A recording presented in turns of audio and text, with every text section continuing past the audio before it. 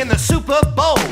Eli Manning and Antrell Rose gonna win. Yeah, dominate, baby. Gonna fuck the shit out of Tom Brady. That's right. Lawrence Tynes kicking in your face. Yeah. Tom Coughlin, give us some bass. Bob Dylan said, gonna fuck the shit out of Tom Brady. Tickle me Elmo, no tackle me Osi. Belichick, Brady, all pussy and pussy. Giants Cape Fear, Eli's Max Cady, gonna ruin your boat. Badly, Tom Brady. Break it down, Roy Schaefer. Come on. It's a Davey Max Sports program. Subscribe on iTunes, Daddy, and listen on Sirius XM. Wyclef Jean is from fucking Haiti. Gonna Fuji your shit, Tom Brady. Pirate says, ahoy, matey. Gonna walk the plank and fuck you, Tom Brady. With the Giants, Dabney Coleman is 80. Good evening, radio fans, and welcome back to another episode of Davey Max Tales from the Satellite. I'm your host, Bobby Tamburo, and joining me as always is the Eli Manning of Tales from the Satellite, the star, the surprise, the greatest of all time. Ladies and gentlemen, it's Eastside Dave McDonald. Thank you, Robert. Thank you to all the Eastside Davidians out there, all the dogsies, trademark, copyright, dogsies. Thank you to every single person out there. I love you so much. Oh my God. 2025 is off to a fantastic start, Robert, with Davey Max Tales from the Satellite. We did a fantastic episode last time. What was it about again? It was a Christmas episode. The Christmas episode, which was sensational. And now here we are, babe. No, we did one after Christmas, didn't we? You know what, Dave? I was so tunnel visioned on this one, buddy. I've kind of erased everything from my mind. I like to have a goldfish memory, much like a quarterback in football. I forget about how things went previously, and then they go again. I was at your apartment, remember? I know, but you're the producer in this scenario. And our last episode was Dave Interviews Fez, which got fantastic reviews across the board. People said one of our best shows of all time. No, I'm being dead serious. People loved the Dave interviewing Fez stuff. So I think one of our sweet spots is Dave and Fez for some reason. I don't know how that's happened. I always looked at me and Fez on the same side, but I guess in some eras, we were very much put against each other. I always feel like Earl's my rival, certainly not Fez. No, and I think maybe that's why people find that era so fascinating, because they want to know how much was actually real and how much was done for radio, because they thought this was such a solid friendship. But who knows? Fair enough. So I'll tell you right now, everything with Fez was works that developed into shoots. Yeah. Everything with Earl was a shoot that developed into a work. Simple as that. So when he choked me the first time, Earl Douglas, I'm talking about, Black Earl Douglas, the guy who's still employed by Sirius XM, who assaulted me, but that's okay. I hear he's a genuine lazy bum. Yeah, but that's okay. I emailed Opie that I'd punch him in the face, and somehow I've gotten a fucking a banishment like Napoleon getting sent to that fucking island. But that's fine. When Earl choked me the first time, it was 100% real. I didn't sign up for it. We didn't talk about it. We did not discuss it before the show. No. Earl choked the shit out of me. And by the way, that's like go back to the Tales from the Satellite archives. That's in the first 5 episodes of this program. If you want to hear the Earl chokes Dave incident. But that was 100% real. Then afterwards, that became his gimmick. And then, so it started as a shoot, became a work. Whereas Fez and I would become a work where we'd be in bets or this or that. And then we'd be pit against each other so many times that eventually you're like, no, I'm starting to get really pissed off at this motherfucker. I'm starting to really fucking get annoyed by this motherfucking piece of, so that's the difference. It was the opposite world. The Dave Interviews Fez thing, though, I think I showed what kind of Bob Woodward that I am. See, I kind of saw you more like a Caleb Presley from Barstool, or like Between Two Ferns, or the Andre Eric show. What? I was going for a serious interview. I was going for a 60 minutes type interview. You just gave, I mean, you named a bunch of comedic folks, but my interview, I was going for the Ed Bradley 60-minute special. I want to know what makes you tick. Anyway, it didn't work out as well as Not at all. It didn't work out as well as I thought it was. But guess what? That's fine. That's in the past. We're thankful that you enjoyed this episode or last week's episode. But ladies and gentlemen, we are close to the #1 sporting event in the world. We are close to the Super Bowl. And we thought, oh my goodness gracious, we have a perfect episode for this show. Right, Robert?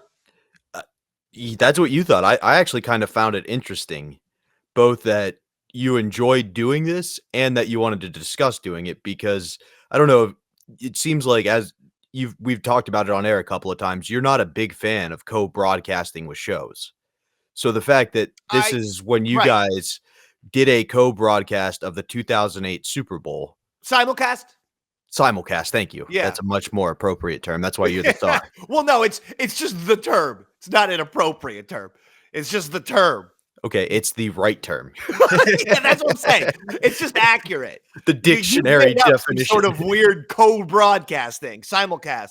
Well, here's the difference. I was not in control. If the Ron and Fez show says we're going to do the Super Bowl, what am I going to do? I want to stay home, Ron, and watch the Super Bowl. My team's in it. I think that wouldn't go so well. As I've always told you, who's the one guy that you can absolutely say puts the audience and the show above himself 100% of the time, all the time, throughout the history of radio until right now? Who puts himself after the audience and show? I'm waiting. Oh, Eastside Dave McDonald. I was waiting for you to finish. Damn Skippy. That's why I'm a goddamn genius who comes up with all these bits. But yes, if you need me to do a stunt, I'll do it. God knows Earl's not going to do it. He drags his feet. God knows, the Chris Pepper Stanleys or the Pitseys of the world never wanted to fucking roll up the sleeves and mix it up and get embarrassed. Everyone wants to be cool. So, you know what? Davey Mack's got no vanity, Daddy. I don't believe that's good for showbiz. No vanity. Get me in there. Yes, I've come up with a zillion bits, but I can do the stunt because I'm great at that too. For this Super Bowl show, it was like, okay, you're going to sacrifice, but you know what? Let's make something out of it. I mean, after all, who knows? This could get me into the game. This would make me intense. It did. Right? Oh, absolutely. So before we go too far, what we Yes. are talking about is when the Giants played the undefeated New England Patriots. I guess we could say today's topic is the Ron and Fez Super Bowl special, where we simulcast the game. Of course, we had to change the names of the players and teams because the rule was if we said, Eli and Brady and Giants and Patriots, we would get sued by the NFL. We were not allowed to do that, so we had to put it in code. So we used message boards, popular Ron and Fez, Opie and Anthony message boards at the time. Hilarious bit. Like, just that Classic. alone. Very, very funny. Classic special, and that's what we're discussing today in preparation of the big Super Bowl. That it's going to be right around the corner, man. We're down to the Final Four. Yeah, absolutely. Chiefs, Bills, and Washington Eagles. Chiefs, yeah. Who do you got? I got the Philadelphia Eagles. I told you that Saquon Barkley. I'm a New York Football Giants fan. I told everyone, do not let Saquon Barkley go. He's your best player. The Eagles gave Saquon Barkley $12.5 million per season for over the course of 3 years. So roughly 38, 37, whatever it is, $1 million, right? Giants could have had him for $13 million. 1-3. They could have had Saquon Barkley back for $13 million. They decided to cheap out. Joe Shane, the Giants general manager, is a piece of shit. So just to fucking get egg all over his face, I wouldn't mind Saquon running for 250 yards and the Eagles winning the Super Bowl. As far as the AFC goes, I got to root for the Bills, like the rest of America.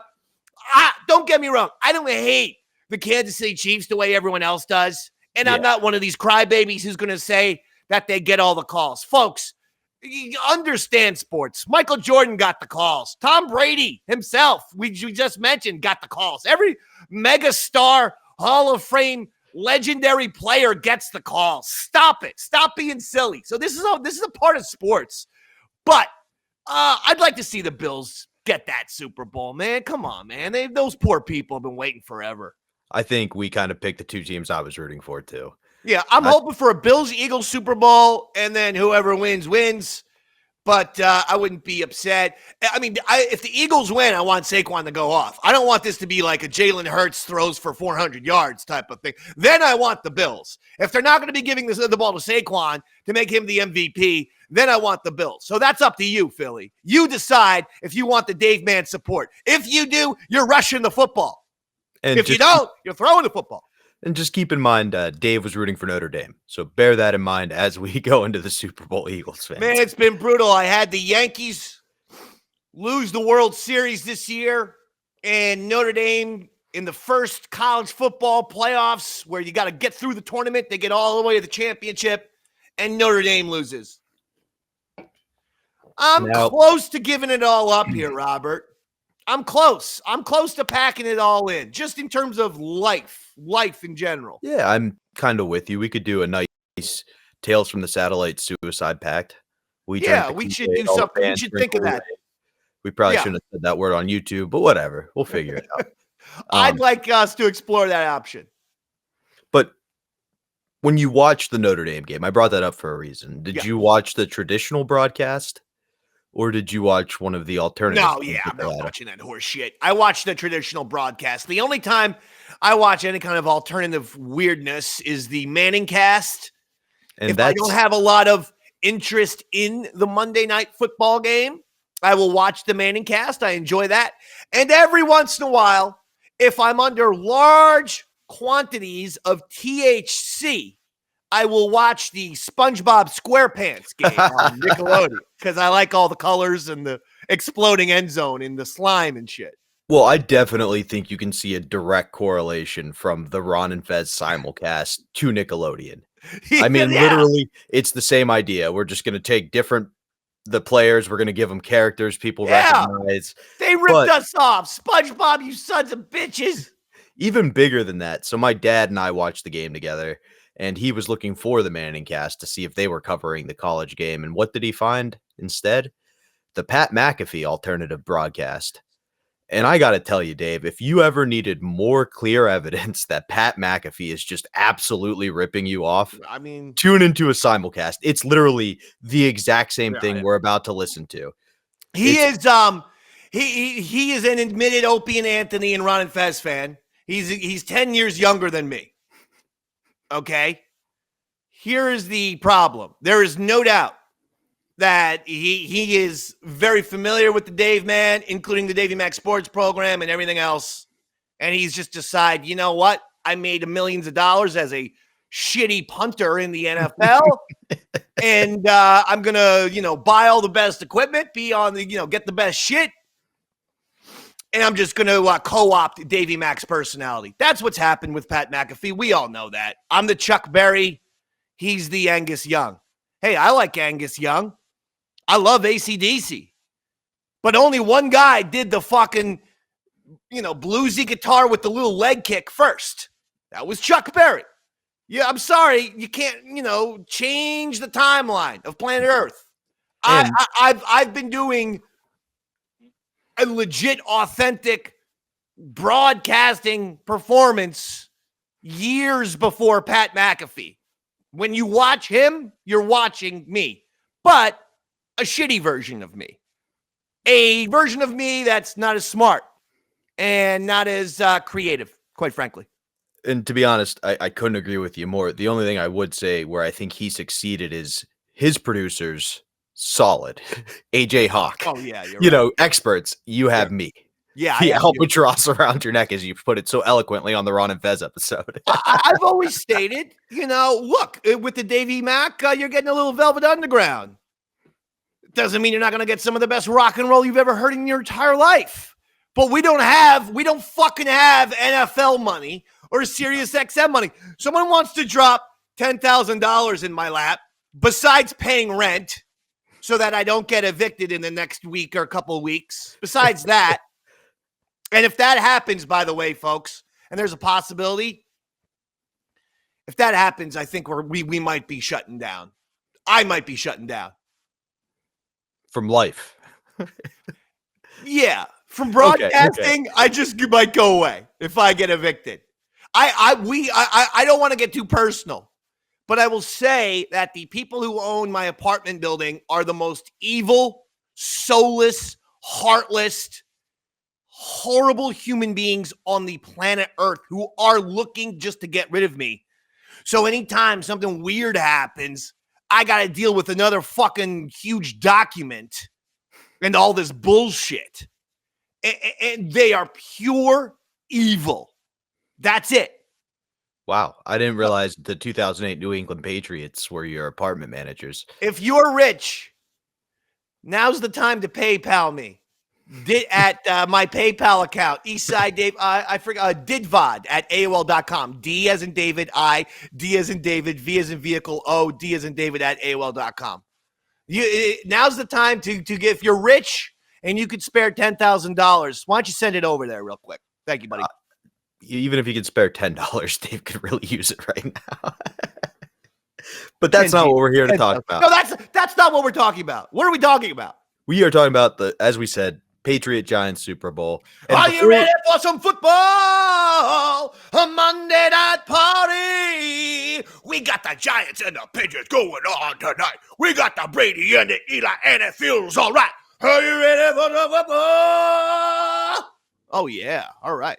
Who's your favorite Monday night song? Oh, I like the cowboy hat guy. Hank Williams Jr. Williams Jr. Yeah, a little Bo Cephas. I mean, I just sang it for you. I like it. I know, he's people don't always know about his politics. Just don't listen to any celebrity talk about politics. That's my suggestion for people in 2025 and going forward. Don't listen to anyone about politics ever again. Don't listen to any celebrity. Don't listen to any television personality. Don't listen to any politician for that matter. Don't even listen to politicians talk about politics. Just get away from it. So and listen to Davey Max Tales from the Satellite. So the world is bigger place than us to be arguing about shit all the time. Yeah, absolutely. There are important things to talk about, like the 2008 Super Bowl. Fucking hey. And it is Giants time in that Super Bowl, but this is not. Anyone who thinks of the Giants in the Super Bowl, the next thought is obviously F. Tom Brady. That's the next thought in their mind. But that was actually the sequel to this game. That was, correct? yes, correct. Good job. That was because Davey Max Sports Program wasn't even a thing. The Magic, which is the award-winning Davey Max Sports Program, asterisk, best in show, iTunes editorial team. That was the audible asterisk. The award-winning Davey Max Sports Program, when we went back to the Super Bowl in Indianapolis, which I went to. And maybe that's when McAfee started to rip me off. He saw me in Indianapolis acting like a fucking lunatic, walking around drunk as a skunk, making fucking noise, thrown up on the sidewalk. I mean, I was a whirling dervish for that entire. These fucking small town hicks didn't know what to expect from some fucking redheaded savage from New Jersey. I'll tell you that much. So maybe, he was there and he saw some of the behavior. Yeah, and he thought, you know what I would like to be doing right now? Also walking around shit-faced yelling about sports, and then he turned it into a career. This is interesting. I could remain a punter in the NFL, or I could just be that guy. Anyway, that was the second Super Bowl. Little acapella for you, though. It's Giants time in the Super Bowl. Eli Manning and Antrell Roll are going to win. Yeah, dominate, baby. Gonna fuck the shit out of Tom Brady. Tickle me Elmo, no, tackle me Ose. Belichick, Brady, pussy and pussy. Giants game fair. Eli's Max kid, they gonna ruin your boat. Belly Tom Brady. Break it down, Roy Shaver. And then Pepper came in and did some. Wait, did you ever notice that Pepper does the Midnight Rider voice in the musical breakdown? I'm not sure why he was like, listen to David Max Sports Program on Sirius XM. I'm like, wait a second, I'm the writer. Why are you doing the Dusty Rhodes voice? Maybe he wanted, to do the thing like Andy Kaufman did with his character where a bunch of people could play it. He was like, oh, it's my turn, David Mack. He was supposed to be the hype man in that song. He's supposed to be the fucking Flavor Flav. And just then you just answered your own question, Dave. Who's the greatest hype man of all time? The Midnight Rider. So he just was trying to emulate that. I guess so. But that was the second one. But the first one was insanely exciting because, you got to understand. The Giants had just come from the NFC Championship, beating Brett Favre and the Green Bay Packers when Favre was still in the Packers, one of his last years, maybe his last year. And, he beats Favre, NFC Championship, overtime. We have Lawrence Tynes, who you can see on an episode of the Eastside Dave Show, right? Yes, Lawrence Tynes. By the way, I need people to understand this.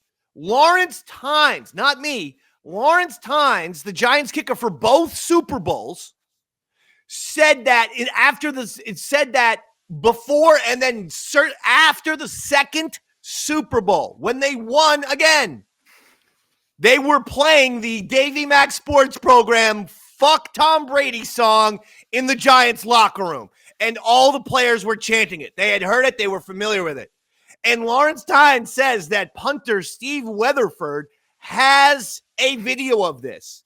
I have DM'd Steve Weatherford on Twitter begging him for said video. But there's a weird thing of players don't like to sometimes release the shit that goes on in the locker room. Steve Weatherford feels like he's breaking some sort of locker room code. No, come on. You see it now all the time, especially in college locker rooms. You see the kids, smoking cigars and shit like that. Steve, I'm begging you. But the fact of the matter is Lawrence Tynes has told me, so I'm running with that story. The Giants listen to our song. And the longer he doesn't release that video, we can just run with that story. But, it happened. It happened. I believe it 100%. Yeah, Lawrence Tynes isn't going to say that out of nowhere. And it's not like if you release that now, it's going to be any locker board material. Yeah, no. For anybody, all those guys are retired. Yeah, and the Giants are the worst team in the NFL, so it's not like it's going to do anything anyway. Nobody needs to get fired up to beat a bunch of Weatherford special needs teams. Please, if you're watching Tales from the Satellite right now, and we know you are. Yeah, can you like please all the 08 Giants. Please DM me that video. Come on, man. Unless there's black cocks or white cocks in the video. Well, it is a locker room. So, cocks, it's 2025, baby. Cocks are cool again. Share your cocks with us. So you're okay with white and black cocks? That's Martin Luther King's dream, Dave. It's 2 days after Martin Luther King Day. He said, I have a dream that someday the punter for the 2008 Giants will release the video with the white cocks and the black cocks dancing to fuck Tom Brady. It is a nice thought. White cocks, black cocks next to each other, holding up a Super Bowl trophy. Everyone loves that image. But I don't know. Weatherford's not playing ball right now. Lawrence Tynes will play ball. That's the difference between a kicker and a punter. Kickers, fun. Punters, boring. Kickers are the fun guys. Well, because think about it. Kicker wants the pressure. So kickers if you're going to talk about the star of the kickers, you got the field goal kicker, you got the punter, and then you got the kickoff guy. Okay, the kickoff guy is the lowest on the rung. Unless it's the same guy. Or he hits an onside kick that wins you a game. True. My brother was a punter's important, kind of, but they're usually very boring people. The punter usually has no personality. But your kicker, that's where you have your Adam Vinatieri's or somebody the weird hair type guys in college. So I'm a big Lawrence Tynes fan. We actually follow each other on Twitter to this day. He's a great follow, too, especially if you like the inside scoop about sports. Yeah, he rips the Giants, too, which I like. You're absolutely right. My brother was a kicker in high school and in college. His freshman year, he did kickoffs because Big Toe Joe, the kid who would go down and lay lumber for Penn State, was their field goal kicker. And they didn't want him to do kickoffs because he would get unsportsmanlike conducts, just leveling people. So they were like, all right, we're going to let the freshman do the kickoffs. And in the state quarterfinals, my brother muffed a kick And we still have it on film where you can hear the coach go, "Oh, God damn it." And it bounces 10 yards, perfect onside kick. The team recovers, goes down and scores and ends up winning. So you hear, "Oh, God damn it, Clyde. Great play, Clyde. Just like we drew it up." So sometimes the kickoff guy can be the hero, but usually it's out of him being a nervous freshman fucking up. But so the idea comes to simulcast the Super Bowl. Do you remember where that originated from? Well, we were going to definitely watch, I think, the Super Bowl. See, we were going to, I think, use basically the Sirius XM studios as an excuse to have a party. Because you got the TVs all over the place.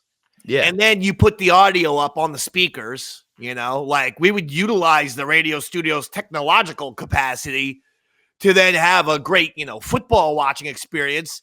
We would set up the tables.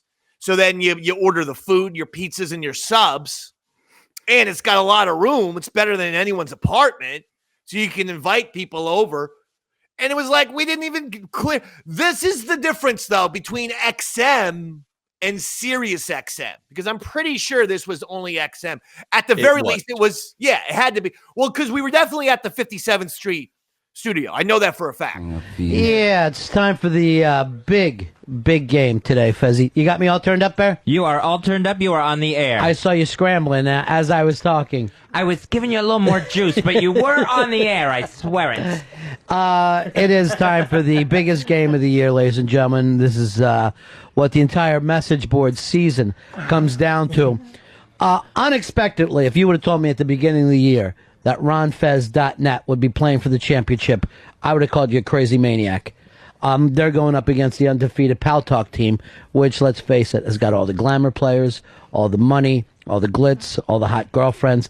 And there's the little ragtag RonFez.net scrambling along.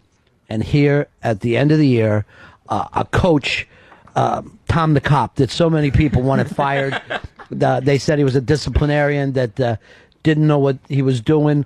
You had Mikey Boy, who's been playing in his brother's shadow for so many years, finally breaking out, and this year going to the Super Bowl. Nobody could have believed this, Fez. It's an amazing story. Two of the Boy brothers back-to-back in these big games. Mikey Boy and his brother the year earlier. Absolutely amazing. And as we look around here, we have far too much food and really far too much time to fill. There's no way this is good. I can only think of the desperate, lonely people who would be listening to us today rather than enjoy the Super Bowl with family and friends. For a board bowl? Yeah. I mean, generally when you do radio, you know that you're working the shut-ins. That goes without saying. You're first of all, you're talking to people who aren't visually stimulated, which is odd, Right. In the age of TV and computers, someone's going to go, I'm going to put a radio on, like it's 1938. So that's always sad. But this is really, to me, like doing a show on Christmas Day. Why? Why would anyone be listening to this? It's a family list, I guess. Yeah, orphans. Actually, we're playing to a lot of orphans today. Right. I'm going to guess people physically and mentally handicapped would be, a lot of people, this is my friend. My radio is my friend. I'll put it in my wheelchair and look out the window. But what are you going to do? The big game is today. The oddest thing, I had no idea both Pitsy and Dave were such RonFez.net fans. Oh, God, yeah. You guys are petrified today. I am beyond nervous. This is the most nervous I've been in my entire life. And your wife is pregnant, so that's how. Wow. That's how off your priorities are. I've had to go in front of judges, before. Yeah, but for anything big. Sex in the car? Yes. Who was the other guy? He turned rat, and he gave up Pitsy. But I've never really seen you this freaked out. When I got here, you said you smoked a cigarette and made you worse. Yeah. You always see in the movies the guys when they're nervous smoke, and I thought it would help me. Yeah. And it just made the butterflies exponentially worse. The problem is you were smoking angel dust. Oh. And that only, brings on the fear.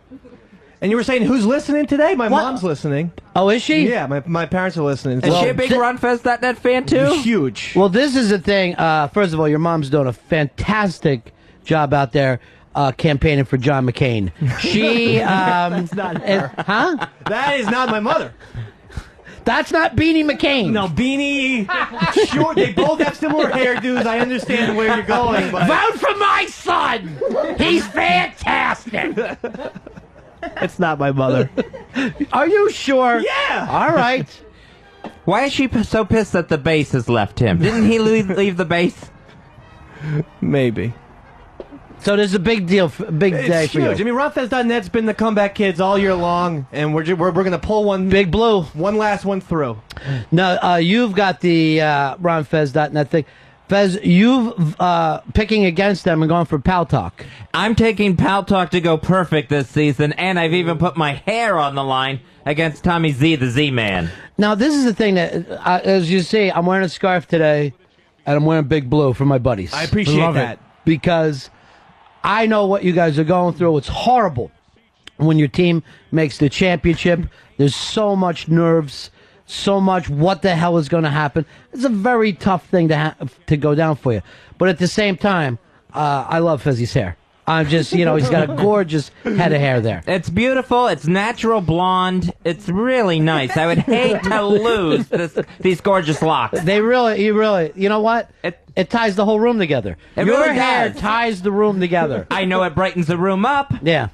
By the way, last night I went out. Fez was Mooch is in town, so a couple of people were meeting him, and Mooch came all the way from Ireland and decided, let's go to an Irish bar. And this would be like us traveling to Belfast and all sitting around Burger King. Try to have something other than the normal shit. So I get there and everyone's like, oh my God, I'm dying. Fez is so funny. He's been holding court. I'm like, where is he? I look over. It's midnight. Fez is just I missed the entire Fun Fez. I get a Fez for 4 hours, Dave. I don't see him have a drink or be able to say a fucking straight word. He is like he's like Ed Asner drunk. And I'm only guessing how drunk Ed Asner gets, but he just looked like there was nothing coming out of him. And then like he'd had to be helped to go outside. 4 hours, Fezzy. You were fucking annihilated. It was amazing. I got drunk so fast. I think, when I first got there, I just started downing them. They just tasted so delicious. And, I had, What were you drinking, Big Man? I don't know, because people were buying them for me. So you're one of those girls that drinks different drinks, everyone? Yeah, so I never everything knew was a different, man I think. back like, you know what? Now I want a Tom Collins. I'll drink that. What are you having? Get me one of those. You don't have a drink of the night? You mix them up? I mixed them up, and I think that was the danger zone. And, I burned out fast like a beautiful comet. I just, like a shooting star. Yeah. It was dazzling if you could catch it. Yeah. And then it was just crash land. I liked that you were still like attempting some wit, so you would slur something that happened 3 seconds before, On the delay. Yeah, That's me. after the conversation had already gone past it, you're like, you're right, Winnie. Like you'll ever get a boyfriend. Like after a boyfriend for you. Then, of course, the morning blackout. She's gonna get a boyfriend. I find that entertaining. And they were going, seriously, you should have been here 2 hours ago. He was amazing. And they're never just jokes. Yeah, no. They're insults. They're flat out insults when he's drunk. That could be a You joke. suck. Yeah. Falls under the joke category. Well, he also, with the ladies, will bring up things they don't want to hear about. Oh, And yeah. there's always jokes from him. And he thinks he can throw one of those out. They just don't work. But everybody told me I missed the first show, that it was amazing. The first show, from what I understand, it was great. I remember and the next day blackout is just ridiculous. It's just so stupid. Please do yourself a favor and be happy you have a blackout from that. You should thank Jesus himself. All I remember is that after everything went bad, someone said to me, "Oh, do that funny thing with your hair again." And I'm like, "Oh, jeez." Yeah, I heard you had your hair in your face. I must have been like a Tommy Boy thing. Is all I They could said figure. you were riffing on a children's movie. They're like, you really need him drunk in front of a crowd. And I go, it's a radio show. He's picked the wrong career. Where there's no drinking and nobody around. It's just really wrong. Well, apparently you were on a roll. On an absolute roll. I think I'm getting more credit for it because I think it might have been 10, 15 minutes of a roll before Take it, brother. Before I hit the gutter. Before I hit the skids. Well, I was only there for the Ed Asner. The fucking after the loadout is when I got there. And there was there was nothing but you know what I kind of felt like Britney's mom. I really felt like I need to get her away from the people she surrounded herself with. I'm sure I was barefoot and in tears out on the street. I have no doubt. My babies? Where's my babies? You were surrounded by paparazzi while you were buying cigarettes and pregnancy tests. Stealing lighters and I don't even smoke. I'm taking this ladder. Just awful. Yeah, well, enjoy, though. The first show was great. Well, your buddy Mooch, who you invited to live with you, What? is... When?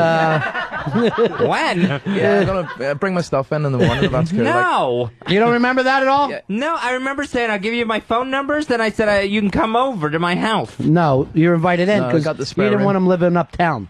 Oh, all right. Yeah. Well, that part's true. Yeah. No doubt about that. All right, New Roy. Okay, Mooch. Come on in, relax, take your shirt off. Hot in here. Mooch, you're here from Northern Ireland. You know nothing about American football. No, I haven't got a clue what's going down here. Like, You'll be doing the play-by-play for us today. yeah. Yeah. What color .net? .net will be in white today. That's who I'm going for then. Yeah. Oh, even though you are a pal talker. No, .net first. .net always comes first. Oh, I'm getting a dirty looks from HTG now. Yeah, But no, HTG, of course, will be quarterbacking. Yeah. Trying to lead Pal Talk to the perfect season. Oh, by the way, quarterback kicks, does he? Fez goes like this. We got to change quarterbacks because she's here. I go because people think it's real. Just trying to be official. You're trying to destroy the illusion I put together. People think it's fucking real. That's the saddest part of all. All right, who's this man who's singing the national anthem? She looks like a extremely heavy Vulcan. Who is this person, Fez? Which would be illogical. I believe that's Friday. That's the fucking jokes that people hate. Well, I can't comment on what's actually there. Yes, on the you screen. can. Where is that girl from? That's an American Idol person. That's Felipe Sparks' daughter. Who is it? Felipe Sparks, former New York football, From when? Like the 70s, 80s? Yeah, from the 80s. That's his daughter, who was an American Idol contestant. Well, what's her name? Jordan. Jordan Sparks. So she won an Idol when? Last year. Last year. Well, it's really worked out for her career. Oh, boy.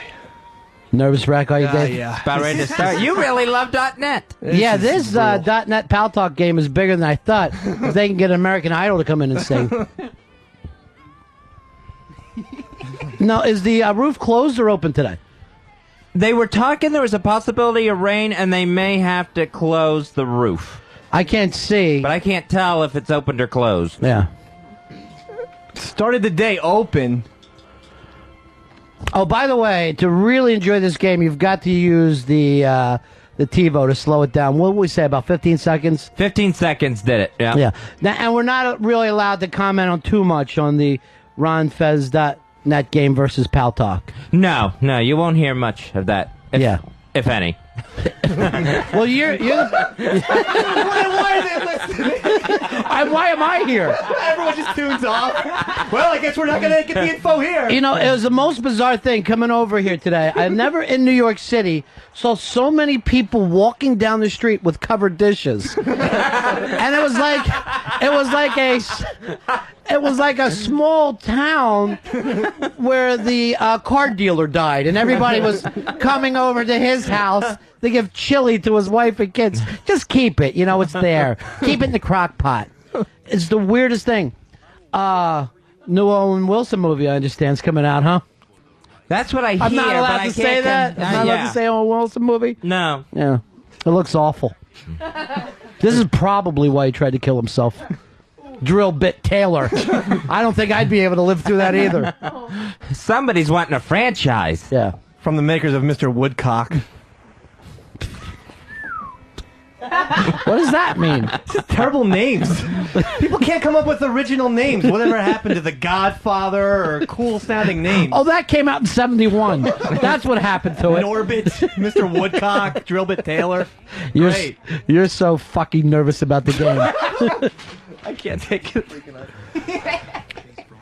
866 Ron Zero Fez. 866 Ron Zero Fez. Are you going to take some of these calls, Fezzy? Yeah, if they want to check in with us. Go ahead. Help yourself, and I'll stay out of it. Big John. Hey. You're on the Ron and Fez show. You there, Johnny? Not so easy hitting those phone lines, is it, Fezzy? No. Especially when they don't answer. Rob. Hey, guys. There it is. Yeah, got in a fight with my girlfriend, and I'm staying home to listen to the game between .net and Pal Talk, and I'm really looking forward to it because the last game you guys were able to call was amazing. Yeah, that was a hell of a game. Let's hope. Let's hope .net can keep this entertaining today. Yeah. And I'm going to swear to you, Dave, I have no idea what's going to happen in this game. I am almost positive .net is going to play well, and I do believe that they will win. What were you and the girlfriend fighting about, Rob? Oh. No, because my guess was she had a penis. What guy is so depressed about his girlfriend that he would think about that during today's big game? Bob, you're on the Ron and Fez show. Hey, how's it going, guys? Yeah, what's up? I was wondering where the .net and Pal Talk game is being held at. At a secret location.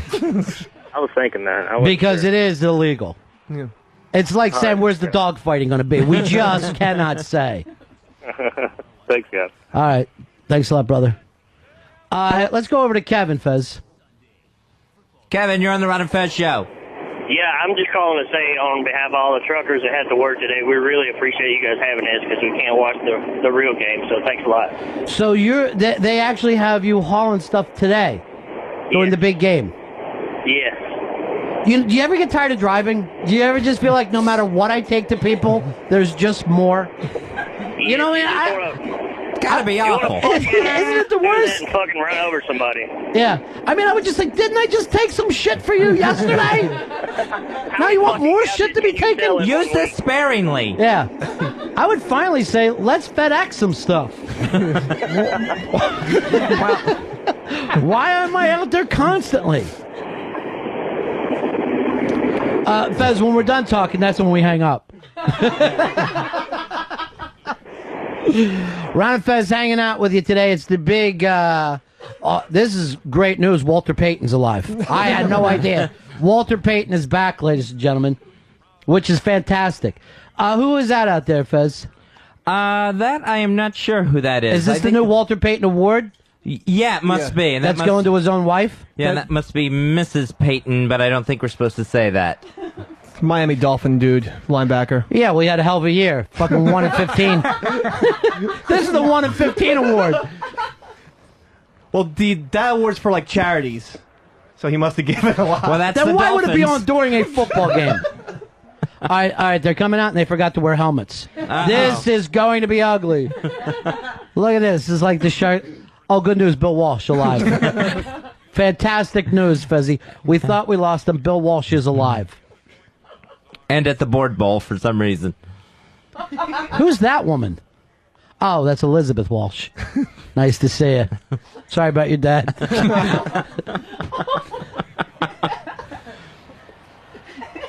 Jerry Rice, could you look any older? How can you be bald and gray at the same time? It's like he shaved his head, but his scalp got gray. His skin is getting old on him. He just walked over to the Moss and said, I did it in 10 fucking games. How's that? How about your record, but in 10 games? How would that be? I don't know why .net would send out to send out their punter for the coin flip. Well, they're a complete team. Yeah. How's Mike Carey doing? You never hear much from him anymore. There's Obama. We're hearing too much from Fezzi, him. Obama's just out there. Let him sing. Earl, you excited about this today? Oh, yeah. First black ref? Of course. It's history in the making. It's 2008. Can we get past first black everything? This has got to be it, right? That's the end of it? That's the last should be of the end of the first blacks. I think everything's pretty much covered. Yeah. Sometimes I wish I was black so I could come up with some easy records. A first one. I'm the first black guy ever to eat 15 meatballs in one sitting. You could do anything. You could throw a sandwich off the Empire State Building. First black guy to do it. Fezzi, that's the one thing I've seen black guys do before. Oh. I'm going to throw the fucking sandwich off this motherfucker. Maybe they'll hit a white man. Maybe this will hit a white man. Oh, that's the goal, yes. I think they'd eat their sandwiches. First black to throw a sandwich off the Empire State Building. You're hungover. Because there's no there's no way that joke even makes sense. I'm going to buy a sandwich. Oh, you're so nervous, aren't you, Dave? Yeah, you're a mess. He tried to improv and stuff. I hope my team doesn't lose. I hope my team doesn't lose. So, RunFest.net versus Pal Talk. Death Metal Mo, you're on the RunFest show. Gentlemen, friendless, familyless, shut in, 9170, check it in. What's up, big man? You guys are always giving back to the fans. I was just hoping maybe after the big game, wink wink, was done, you guys could do a simulcast of the Puppy Bowl. You know, I would not mind doing that, Fez. And I think they're mixing it up with a Kitten Bowl. With a kitten halftime or something this year. Is that right? Yeah. So it's Puppy Bowl into a kitten halftime? Right. Sheepy, why do you know so much about this? I enjoy the Puppy Bowl. It's very What fun. year did you play? I've been watching the Puppy Bowl. You know what? He's going through a clumsy time right now. His paws are too big for his body. And he keeps stepping on his own ears. When they poop, it's a penalty. So the ref comes out and cleans it up. They should do that for every game, not just Puppy Bowl. They have bowl cameras. You see their tongues flop into the bowl. I'm going to throw a sandwich off the Empire State Building. First to do it. Mark it down, motherfuckers. Mark it down. History has been made. You know what I like about Terry Bruschi right now? Fez's hair gel. He really always has a nice wet look. I haven't seen him today, so I have no idea. He's on TV. But he's not. Stop it. Rose, you're on the Run and Fez show. Hi, Fez and Ron. You guys are wonderful. I'm a FedEx driver, so I am taking your shit across the country. Oh, thank you very much. Thank you. Do you know that there's a hidden arrow in your logo? Yes, I do. Do you know where it's at? Is it between the E and the X, Fuzzy? Where is that? Yeah, I think it's where the E meets the X. Yeah. No. No? No. Where is it? It's between the D and the F. Oh, is that right? Between the D and the F. Well, that's where I live. That's where I spend all my time. Between the D and the F. Where are you at right now, Rose? I'm on the Pennsylvania Turnpike headed home. All right. God bless you, honey. In a snowstorm. Oh, really? Because it is so warm. I know the rest of the country has snow. I came here in like a suit jacket today. It's so warm in New York. Al Gore is only warming up New York City. I don't know what he's doing. The D and the F don't go next to each other. Who cares? She's driving in a blizzard. Don't make her get out and look. She'll swerve and kill herself. But I first of all, I like any woman who's out there driving as a trucker today, but then again, I'm a big fucking fan of the Pee Wee Herman movies. So, Large Marge is bringing us stuff. Fezzy, just about to start the bowl game right now between ronfez.net. Frenchie set to kick off for Pal Talk. They're only letting Frenchie kick? Yeah, that's all they're letting her do. Yeah. And we're underway. Look at all those cameras go off in the undisclosed location. Attaboy. Attaboy. Way to get to the 23. I thought there was more. I thought there was a little more room. You're a wreck. You feel any better now that the first hit took place? Nope. Yeah. No, it's getting worse, actually. I feel very jittery. I'm on a way. I think Pitsy will feel better after he says his first word. I can't. I am so scared, Ron. You have no idea. I know, because you won't explain it to people. Now, you said it would hit yesterday, but it hit about 5 o'clock. Yeah. And I was just shaking just like Dave, if not worse. I need something to calm me down. Like what? Like, I might get a piece of pizza or something. That'll do it. I'm dying. All right, follow the prescription on that, though. All right, Mikey Boy starts us off on the ground, Fezzy. That's right, Mike. The runfez.net, they have the ball first. Runfez.net just picking up a couple. Bobby Pantera picking up a couple yards. I thought he was coming here today, Fez. No, I hadn't heard from him. He didn't get invited. Why can't you be nicer to him? I love that kid.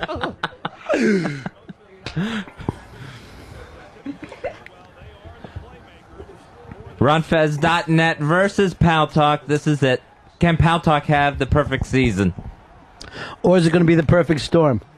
Let's see how Mikey Boy looks. To me, it all really depends on Mikey Boy. Mm-hmm. And he wants to go to the ground. All right. 1 yard in a cloud of dust. Ground and pound, baby. Back to Pantera. Bobby P's going to get a lot of touches today, Fuzzy. Have you noticed? Yeah. No doubt about it. I will predict the Tom the Cop screen, which always comes on 3rd and 6 or 3rd and 7. Who's coaching Pal Talk right now? That's Tasmaniac. Really? Yeah. Shocker. He's the genius. He has orchestrated the perfect season. And somehow. who is it? Tasmaniac. Tasmaniac. No, I think I need a little extra color commentary out of Sheepy, who knows some of the coaches. What'll happen there? Runfez.net picks up the first down. F me boobs. First down completion. F me boobs on the board. Watch out. Brother, we're on satellite. That's fuck my tits. Fuck my tits. Fuck my tits. Oh, she pushed off too. No. She can't help it with those tits. Can I just say something? I think that was very strong for Mikey Boy to get out there, pick up a first down, connect his first pass. Psychologically, I think that's important. I agree. And perfect receiver, too. Fuck me tits has very, very physical. Look at Mikey Boy. And even the passing is 1 yard in a cloud of dust. For Big Blue. Satcam on the reception. Who was that? Satcam Ron. Satellite camera. Oh, gotcha. We thought Satcam would be playing over on Pal Talk. Oh, no. No. I was wrong again, huh? That's got to be tough for a player who's got two teams to choose from going into the big board bowl. That's most of these pricks. Mikey Boy looking very relaxed. Yeah. I would even say much more relaxed than his brother looked last year. Yeah? His brother's a little bit of a fucking showboat when it comes to that kind of shit. Come on, Mikey.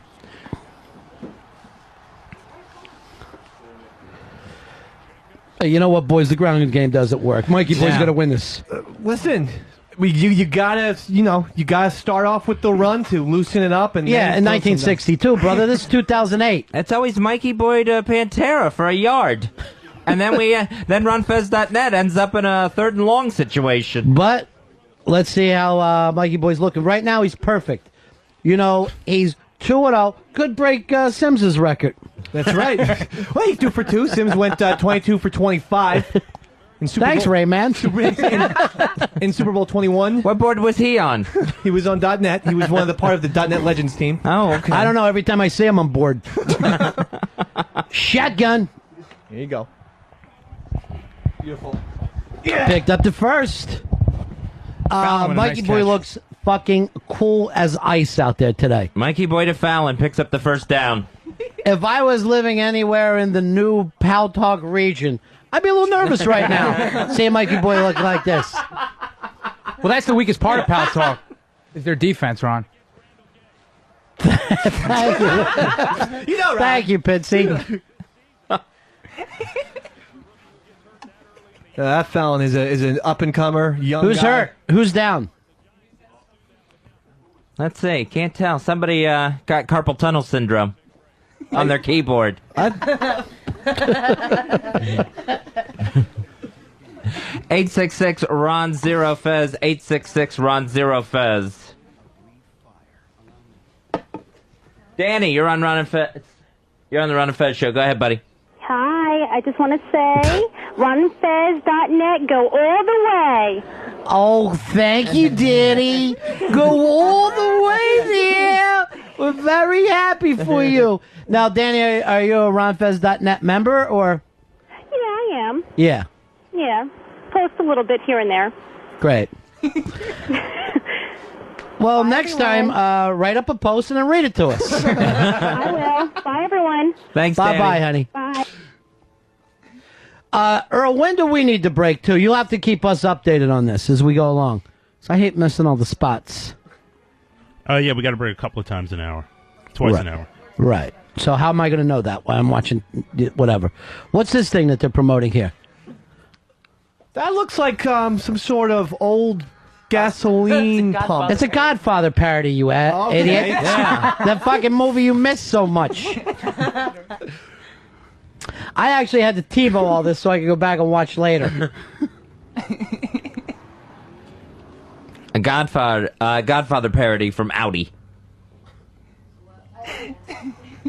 Dan, you're on the Ron and Fez show. Go ahead, buddy. Hey guys, what's up? Thanks for being on today. Wanted to say, Earl, probably the first black guy to be a part of a radio show and contribute nothing yet still have a job. Earl, I don't know how you do it, but I'll tell you, if Stover gets hired, you're fired. Because any strength you have right now is by being the first. Because you're the first and the worst. I can't be first and worst. Yes, you're both. Because there's no other choice to have. There's nothing to choose between. Boy, how do they get away calling Phoenix a city? There's fucking 3 tall buildings and dirt. Oh, we're a city. How?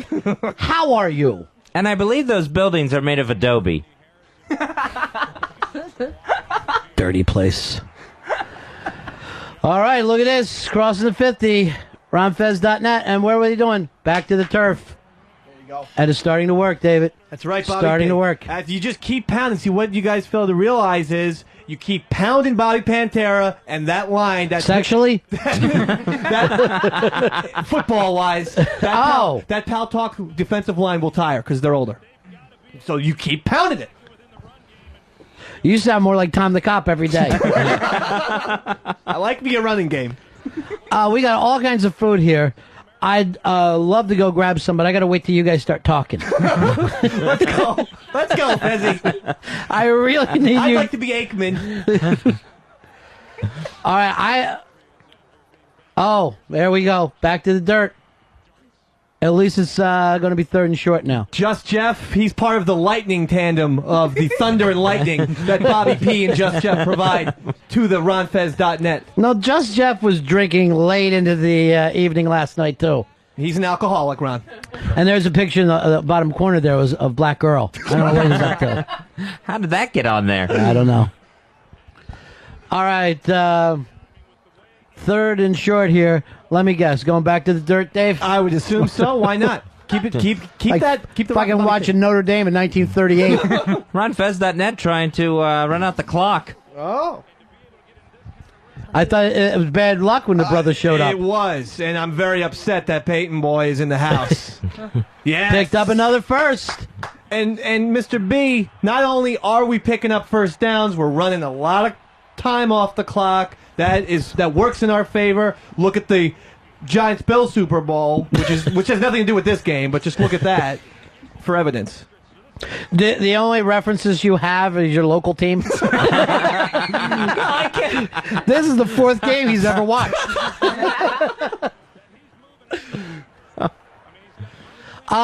You got to feel good right now if you're a RonFez.net fan. They're setting the tempo, and that's what you need to do. Well, they're playing their game, which is run, And run.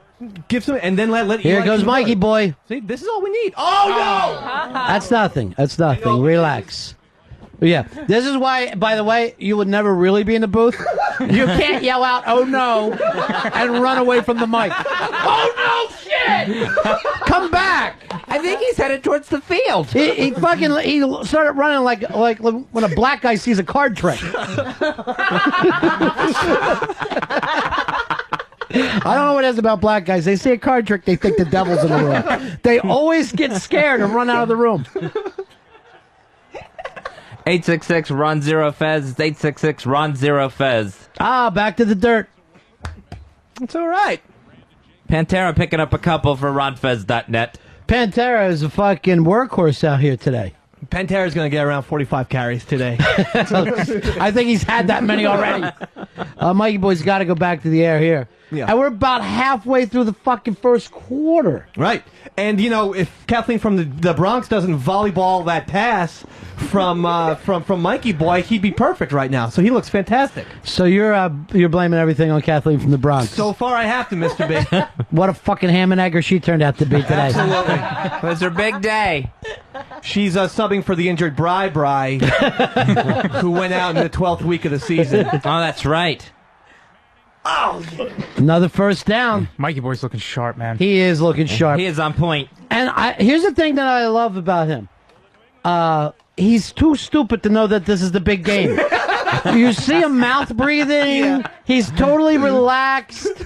Totally true. He is not. This whole thing should be about how intimidated he is. Yeah. All week, you never heard that story. No. You know, you never felt like he's that. When you're the younger brother like that, you don't give a fuck what happens. You know, you'll never see a younger brother give a fuck about his grades.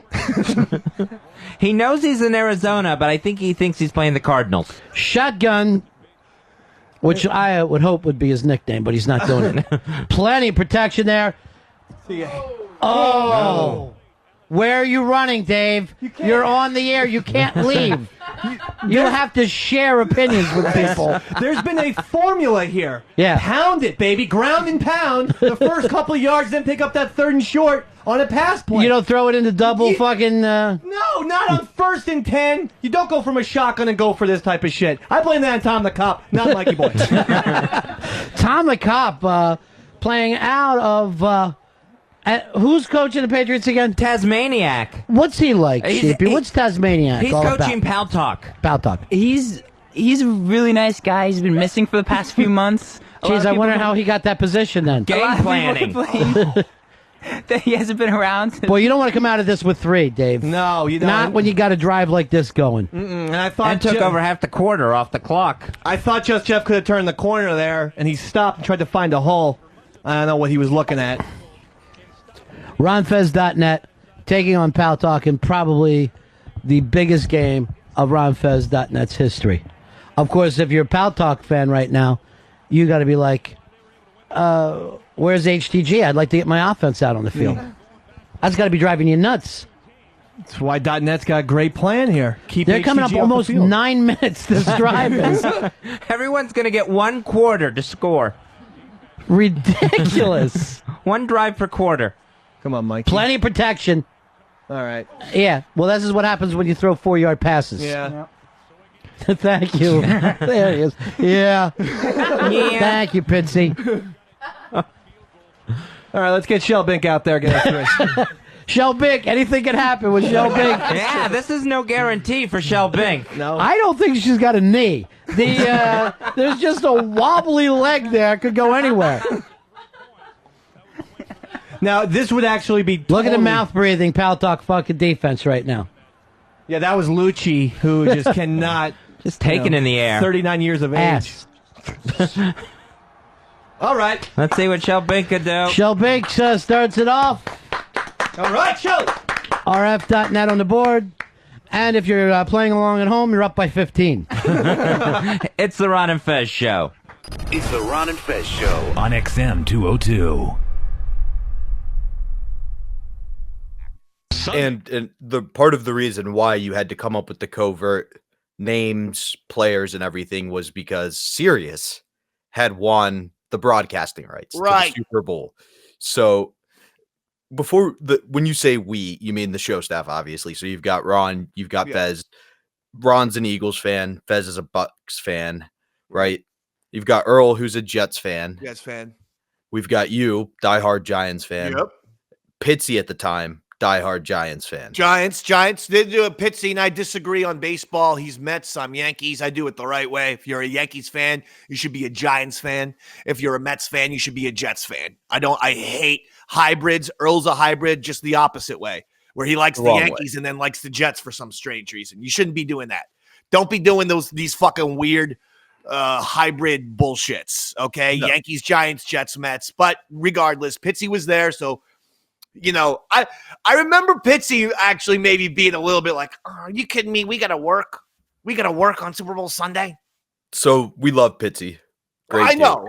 But this is what the show's about. I got to be fair. No. But you could probably count on two hands and still have a couple extra fingers the number of words he says this entire broadcast. Even Ron starts calling him out. At one point, you get a little quiet and he goes, "What are you doing, Pitsy?" Like it is the reference that Pitsy is not talking about this the entire time. Well, he was watching the game. Oh, he 100%. is a diehard Giants fan, and he was watching the game and having a good time. I mean, it's very stressful if you're a fan of the team to have your team in the Super Bowl. You just get locked in all of a sudden. Oh, and we see that. Well, one thing for the audience, as we start playing some of the audio here, we have something from the beginning. We're going to jump then to the middle of the game and post game a little bit. But the way you start out initially, it's like pulling teeth to get you to talk. You're trying, you're swinging, you're trying to make jokes. Sometimes you miss. Because you're nervous. You start by saying you tried to calm down by smoking a cigarette. It just made it worse. And Ron goes, "That was angel dust, baby." But so you can hear the nerves. But by the end of the game, and we can give away what happens. It was 17 years ago. Everyone the Giants knows have the an Super epic Bowl. drive. Yeah. The Giants have the epic drive. As that's occurring, you get so loose. It's one of the best fourth quarters in Super Bowl history. That's the key of the game. Is that the first half, both the Giants and Patriots look nervous too. Beyond the Ron and Fez show. Second half though really got going, and then the fourth quarter was just unbelievable. That has to be the best fourth quarter in Super Bowl history. It was unbelievable fourth quarter. It was fantastic. But yeah, I was completely racked with nerves.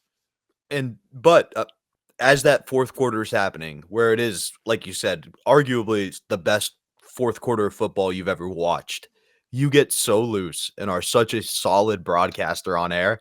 It's almost like you shut off the part of the brain that was like, I have to broadcast, and you're just doing it reflexively. It's truly pretty cool to watch you just over time get more loose, even though the game's getting more intense. Oh, it was just ground and pound in the first quarter. You're quiet, you're all jittery, but by the end, when good, like you're all in. It was so fun. Oh, wow. Okay. I'm excited. I'm excited by this as well.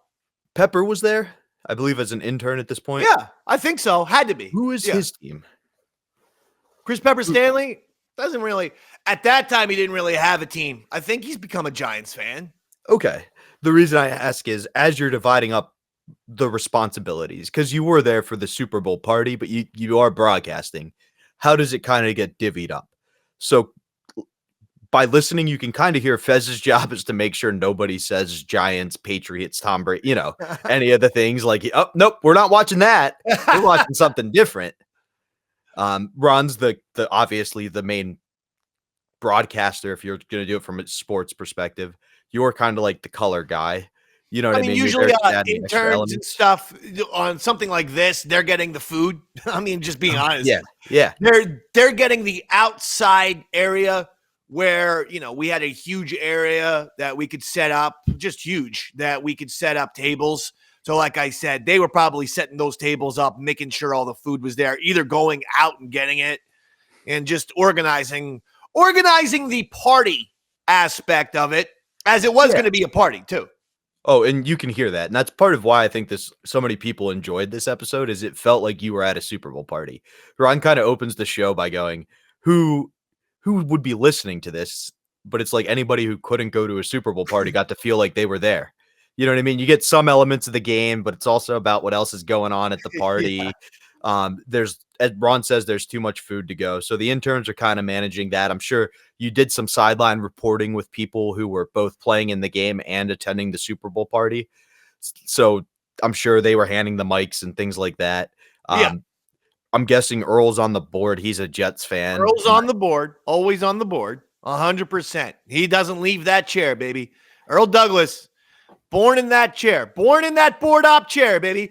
Board up in the USA. I was bored up in the USA now. Bored up in the USA. I'm an Earl Dougie in the USA now. Ooh, that's a good. I just came up with a song parody right there, baby. I love it. So, and then that's kind of seems to be the roles. Pitsy's kind of the middleman, mainly watching the game. But if something needed to be done, he's part of the team, though. He was a producer at this point. Absolutely, and I'm guessing he was also doing some behind the scenes stuff we weren't aware of because he doesn't get brought up as much either. Yeah. But then, how did you guys come up with the idea for what you were going to call the names? Who was going to be certain players? Like, where did that develop from? Oh, that's tough. I think that could have been a Fez idea. It was either Ron or Fez. I did not come up with that idea. I feel like it was a Fez idea, though, in all honesty. And that would make sense. I'm sure as we listen to the audio, you'll hear it too. But it seems like he's the one giving the names for people as they're doing things on the field. We had to. We definitely wrote it down too. Yeah, we had to write it down. There's no fucking around. So Tom Brady equaled this message board poster. You know, Kevin Boss was. I remember that was the Giants tight end, and he was Kathleen from the Bronx. And the reason why I remember is because Kevin Boss ended up in that fourth quarter making a huge play. And it was like, Kathleen from the Bronx with an amazing play. Yep. And the Giants are set up, you know. Kathleen. And ironically, early in the game, had some mistakes. So you hear, Jesus Christ. Mikey Boy would have been perfect if it wasn't for Kathleen from the Bronx volleyballing that. And, you know, so it's very funny. I'll start Kathleen from the Bronx. So just... Let's get into the breakdown of the code names a little bit because I think there's some very funniness, and then we'll play the first bit of audio.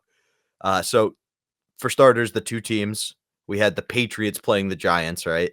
Instead, you had Pal Talk playing RonandFest.net. Pal Talk was Patriots. Obviously, because the P's. And RonFest.net was Giants. Because so many of the hometown people were Ron and Fez fans, I'm assuming. Good, right? Good.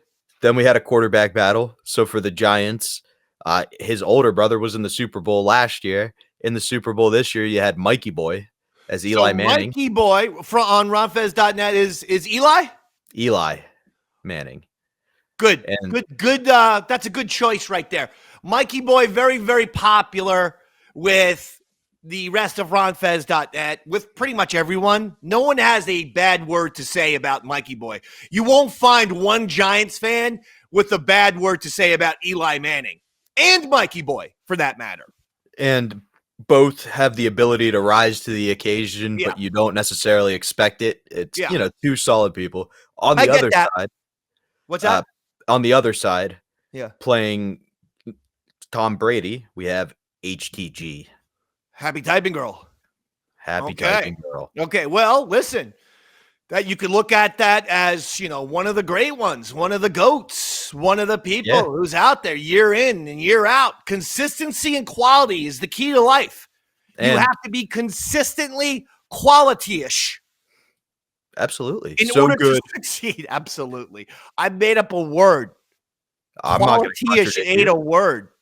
You're the Eli Manning of this show. Whatever you say, I go with. No, I'm not. Mikey Boy. You had one fucking, you could have fucking gone with goddamn Mikey Boy, and you didn't. HTG makes sense to me for Tom Brady. You have to have some star power in that position. She's certainly a star. arguably so good she makes other people jealous. You know, a consistent poster, has been there for a while, never, screws up. I would agree with that one All-time completely. person who is a great worker, great friend of the show, great everything. You have any words to say about HTG? You met her I would say very hard worker. at FezCon, remember? I do remember that. I would say she's a very hard worker. I like what she did for the PAC when she was doing that, and I like what she's doing today. God bless you. More players. You got any more players for me? So the running back, who was the? Hey, by the way, you should invest in a gold chain. I normally have my St. Jude medal. Where is it? It's in my car. It's too cold. It literally burned when I put it on my neck. If you're gonna go with a crazy Hawaiian shirt, could you have chosen the fucking a colder day? I don't know where you are, bub. In goddamn New Jersey, it's 16 degrees today. I wanted it to look like I was in Arizona where they played this Super Bowl. And like, if you think about it, this would be an appropriate Arizona. I mean, the very summery look. God bless you, but you need a few chains if you're gonna, have that many buttons unbuttoned.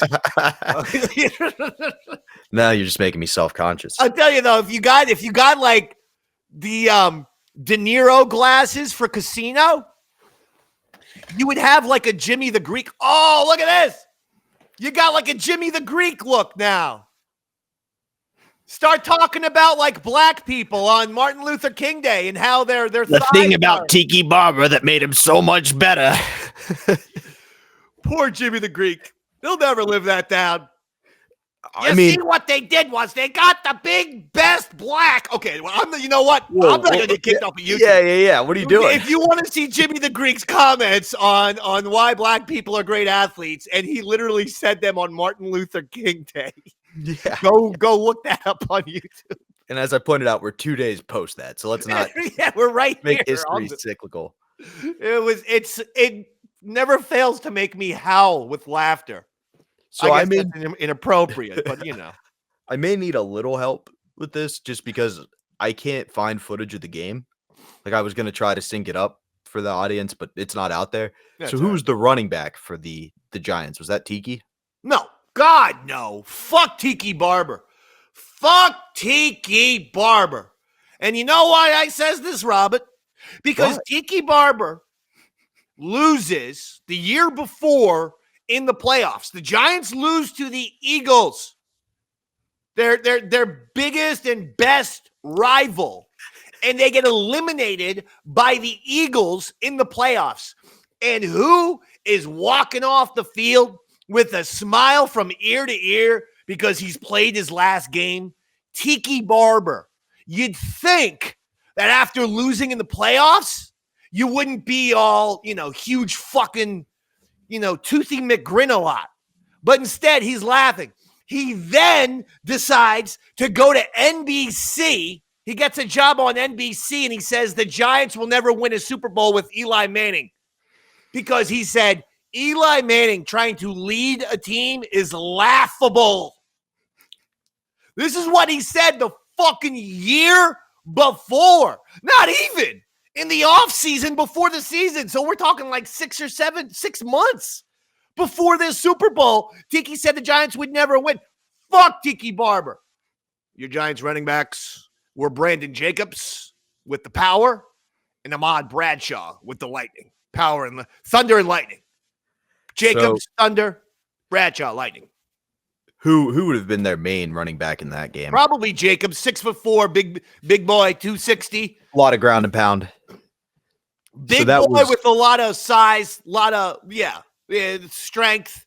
And then when the team's concentrating for the big boy, Brandon Jacobs to come at you, they hand it off to Ahmad Bradshaw. It was like 5'9" and was hard to see. So it was a dual rushing attack, but Jacobs would probably be considered your number one. So Bradshaw, you did have a code name for, but it only got mentioned once, and I could somebody talked over it, so I couldn't really figure out. He didn't have a big game.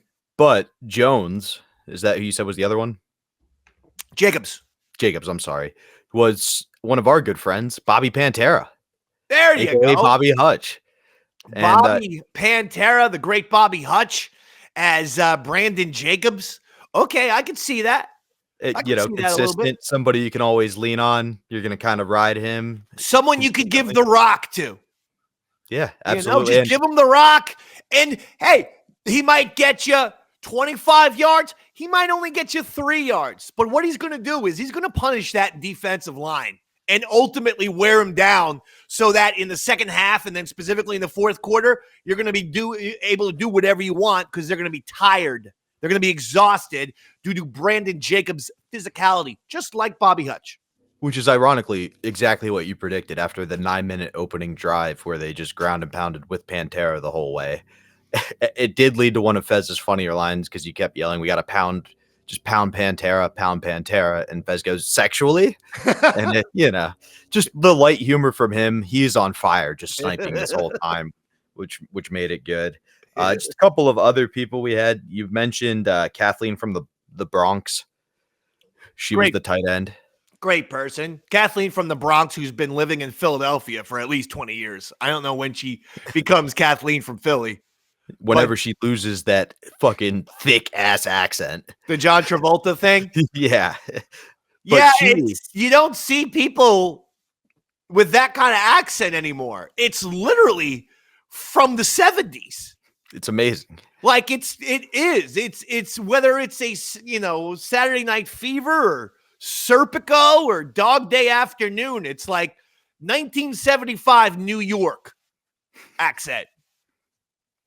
And what's beautiful is she is there and she provides she's one of my favorite call-ins. I always enjoyed her calls, but always great. She is live comedy and she is on fire this entire episode because she's playing Ben Jacobs, who you said had a big game. And so you keep going to her and saying, let's go check in with Kathleen from the Bronx. And she always says, I just got to stay humble. Hope I could be at the right place at the right time. And she gets a big laugh the first time. And then she just keeps doing that all night. And like the second time, everybody calls her out and it's like, oh, come on, Kathleen, you're just saying the same thing. But the third time, it just blows the roof off because it's like, there's no way she's going to say this again. Well, that's good. See, you have to weather the couple times where people are like, okay, we've heard you say that. But if you keep doing it, you'll get them back again. One of the anonymous receivers for the Pal Talk team was F Me Boobs, who Ron points out we're only on satellite dummy, so call her Fuck Me Tits. So the whole game, that receiver just gets called Fuck Me Tits. But I mean, her online name was F Me Boobs. Yeah, no, I just thought it was hilarious that Ron was just like, I don't want to say that all night. Joke. I forget what she looks like now, but now I'm very curious. I sort of have something in my head, but now I kind of forget. So I'm going to have to go Google F Me Boobs from Pal Talk. I don't know if I'm going to be able to get any search results on that. Probably find something you enjoy. Yeah, actually, I'm not going to be Googling this now that I think about it. I don't want my computer to be infested with malware because I'm looking up F Me Boobs Pal Talk. Exactly. Just be careful. And then the coaches, we had Tasmania is Belichick. I'm not as familiar with Tasmania, but just a Pal Talk person. Yeah, I don't think not super duper famous, but I remember the name for sure. I can only assume that person wore just short sleeve hoodies all the time, and that's how they earned the nickname.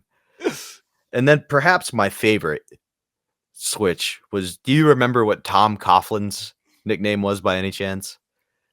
It was Tom the Cop. Tom the Cop, because of Tom Coughlin. Yeah, that one was just like, I think we're going to be saying this name a lot. And then you could just say Tom, and you're good to go. So that was nice and simple. See, there you go. You get through the game, the first quarter. The pre-shows where we first hear a bit of tension between Fez and Ron, because Ron's like, "Who's that on the TV?" And Fez was like, "We don't know who that is on the TV." And Ron goes, "Just say it." And so, like, you could kind of see the idea that the line's going to be flirted with. And my question is, obviously, there's going to be accidental mistakes, right? You're watching a game live and just talking, but also, I'm sure you know this because you're a comedic expert, but for me, one of the funniest things in comedy is when somebody says, "You can't do this, you can't say this, you can't," not crossing the line, but just getting as close as you can to it and, flirting with it is like the funniest way to be. So how as a broadcaster do you kind of balance those two? Like obviously Tom the Coughlin, hilarious. That's how you nailed that one. But as you're going throughout the game, how do you for find starters? It was pre-show, so I think in pre-show we were allowed. But you want to get it off started the right way, and you want to avoid confusion, so you want to try to start doing it right off the bat, and that includes the pre-show. But I don't think we were going to get sued had we said anything on the pre-show like Tom Coughlin, Tom Brady, Giants, Patriots. It was the pre-show. So I believe we could have said that. So that's probably Ron just kind of, having a little fun, pretend, kind of making it look dangerous. But if we did that on the air, during the game, then you are really actually flirting with danger. Yeah. And you guys did kind of a good workaround. We'll see several times people call them with spy reports of what's going on in the Super Bowl to let anybody who's just randomly tuning in know that it's the same, like to give them the idea it's the same thing without saying it's the same thing. So you kind of give the audience the rundown in the pregame of who's who. And as the first quarter progresses, you hear a lot about the Giants. But what's funny is those are really the main names we hear, because not many people had a huge impact in this game. Well, like I said, in the first half, it was a quiet game. It was a stressful game. Don't get me wrong. As a fan, you're just watching. But points were at a premium in this game. And the two defenses absolutely showed up. And Steve Spagnuolo is the Kansas City Chiefs defensive coordinator these days. He's the guy who has now won 3 Super Bowls as the Kansas City Chiefs defensive coordinator. He's incredible. In fact, some could say the Chiefs have won at least their last 2 Super Bowls really based on their defense. We all know Mahomes and Kelsey are awesome. Andy Reid's an amazing offensive coach, blah, blah, blah. But it's been their defense that has gotten them those championships. That's all Steve Spagnuolo. He was the Giants defensive coordinator here. So, he's going against Bill Belichick, who was a former Giants defensive coordinator in his own right, who won 2 Super Bowls with the G-Men. Great defensive coach. So points were at a premium, Robert. This was not going to be a big offensive game. This is going to be a defensive struggle, as they say. So I understood that. I really did. By the way, have we mentioned that Ron was also I brought my lucky football to the game or to the night? No, we didn't hear this at all. Okay, I brought my lucky football to the studio, and during the game, Ron would throw it on the floor. It was like a fumble contest. And, and the object was who was going to be the champion of the Super Bowl by getting the fumbles, by getting the most fumbles. Okay? Oh, wow. Anyone could participate. Who do you think ended up smoking that contest? You. Yeah. Yeah, we've heard that there's no limit to the McDonald competitiveness. Ichiban, number 1. Davey Mack, East Side Dave McDonald, Darth David, number 1. Ichiban. I destroy. Like Pitsy was involved, Earl was involved if he wanted to play. Other people could play. I got like 14 or 15 fumbles. Pitsy got like 2 or 3. Ron at some point stopped doing it because he's like, Pitsy's not even trying. And quite frankly, I think it was because Pitsy was trying to watch the Super Bowl. Yeah, probably. But I have no doubt you one, Dave. We learned a couple months ago that you paralyze your brother from the neck down in an indoor football game at your Thanksgiving celebration or your Easter celebration? I broke my mom's thumb. No, that was a different story at Thanksgiving. I meant this year there was a game in the house at Easter where you broke one of your brothers something, and then you smashed a vase and something else. Maybe it was a competitive Easter egg hunt. Oh, the Easter egg hunt. Yes, we had an indoor Easter egg hunt, and I did push my brother down the steps. I didn't get paralyzed. Oh, I must have embellished that in my head. Yes. Okay, I'm sorry. I just wanted the audience to know how competitive you were. Well, I did have to get a little bit physical during the first ever indoor Easter egg hunt because it was like a monsoon out there, like a tropical storm. So we had to do it indoors this year, and I wanted to win. I thought, well, this is the time that I could beat my brother Mark because he's a track legend in the state of New Jersey and a cross country legend. So he always has the advantage in Easter egg hunts because he can run, circles around all of us. But an indoor Easter egg hunt, now that's the equalizer. And especially if he takes a tumble down the steps. That's like racing a dirt track instead of a regular track. Yeah, You we're can take 'em out. talking. I love it. And by the way, with the fumble contest on the Ron and Fez show, I looked at it as a way to burn off some very, very nervous energy. Yeah, absolutely. And it's brutal watching your team in these championship situations. It's fantastic when they win. But as someone who's watched a lot of loss lately with the Yankees World Series loss and the Notre Dame Fighting Irish loss to Ohio State, it's brutal. It's brutal when they lost, when things are going sideways. So, you know what? I'm going to engage in the fumble contest just to burn off this anxiety, man. Absolutely. And that's one of the things I think is most entertaining about you in this show is that the things you do to burn off the anxiety are radio gold, right? So like at one point you're, trying to make jokes initially. It's not going well, but you're able to laugh at yourself and be like, I'm trying to watch the game. Everybody kind of acknowledges your nervousness. You're putting it out there to entertain the audience. If you're a Giants fan at home, you can relate to that. But by the end of the game, it's like I said, I think you're just running on adrenaline. You have one quip at Sheepy that Ron stops and goes, that's an actual joke. You said an actual joke on air. It was so funny. So like the way you develop is really great. One thing I thought was interesting in this first segment is Ron goes, we're not going to be talking too much about the actual what's going on in the Pal Talk versus RonandFez.net bowl. We're just going to kind of, every so often.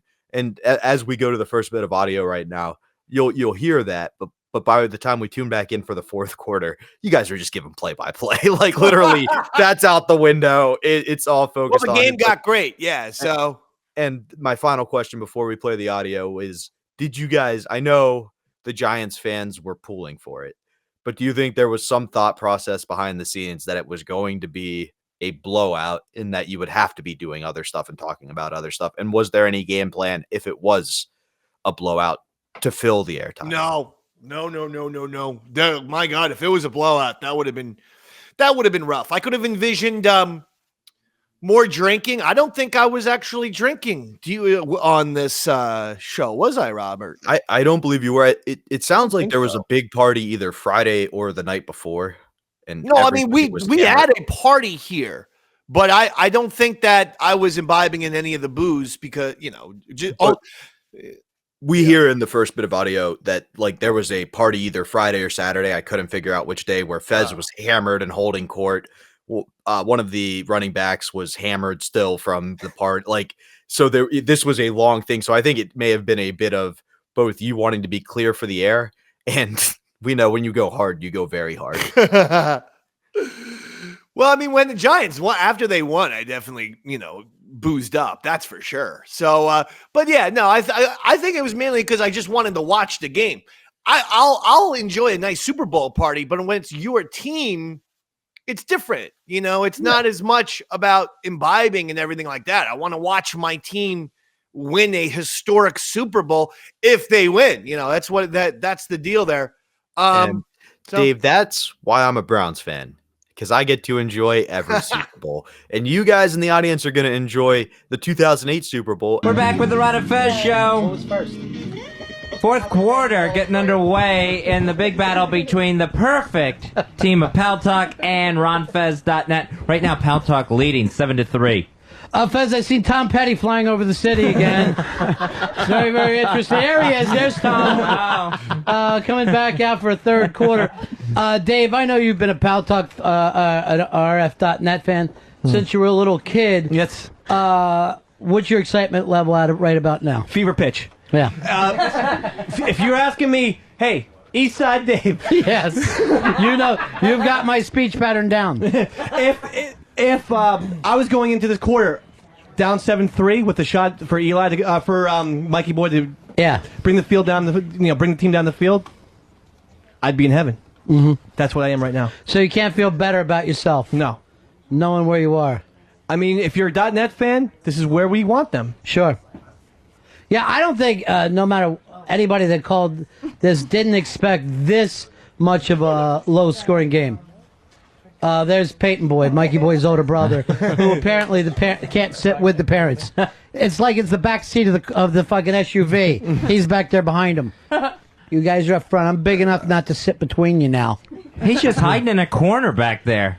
Mikey boy, this could turn you into a legend. You move the ball now. A touchdown in this corner, and it turns him into history. And that's exactly what it is. Come on! That's all right. He's a He tight end. tripped over a shoelace. Who caught that? That's Kathleen from the Bronx. Wow. Kathleen from the Bronx replacing fucking Bri. I think we can run all the way down to the sidelines and check on her right now. What happened on that, Kathleen? I just was in the right place at the right time right now. Fezzy, you heard her. Fezzy, you heard her. She was just in the right place at the right time. Rocking and rolling and whatnot. The T-Birds are going to kick some ass today, baby. You know, she's very humble, but that's her job, to be in the right place at the right time. Keep the ball in Mikey Boy's hands. Boy. All right. There you go. Get it. Keep running. Keep running. You remember, you got to be tackled twice. No one. That's no one was watching. I don't think anyone was watching. Look at how drunk Bri is in the stands, knowing he's been replaced by Kathleen from the Bronx. That girl. You can't sit on the bench with the rest of the team. You got to go up in the stands. Well, then he wouldn't get that margarita. Yeah. Yeah. Jesus. That was unattractive, whatever it was. You think you're nervous. Look at that family. Their dicks are in their throats right now. And that includes the mom. This is big. Oh, jeez. So inappropriate. Jesus. Oh, Queens have such vicious humor. Why go back to the ground? It's either Hail Marys or let's run it and get a yard. Mikey boy is showing he can throw the ball. Let him fucking air it out. Come on, Tom the Cop. This is your chance. He might be under the influence, for all I can tell. Who, Tom the Cop? Yeah, because the play calling makes no sense. I mean, just give the ball to Mikey Boy, let him make plays. Air it out. Does he still not trust Mikey Boy at this point in the season? There's nothing not to trust. The only interception of the game was because the guy dropped the ball. How? Who got you here? Mikey Boy. Right. Right. Play it out. Come on, Mikey.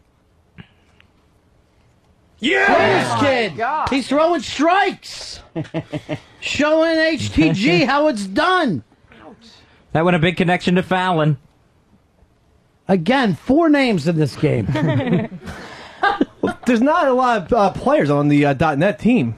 You got Fallon making plays. Is there anyone tackling? Is there any defensive players we could bring up occasionally? Boater made that tackle. Thank you. There we go. We had some names. That's the best name you can come up with, by the way, Boater. Since I have a boat, I thought I'd call myself Boater. Here they go. Oh, boy. Look at this. Hold on to it. Just hold on to it. Come on. By the way, that hole was opened by Eddie the Pointer. So Nice work, Pointer. Yeah. Pointing the way. How many people told us HTG was going to run this up and this wouldn't even be a close game?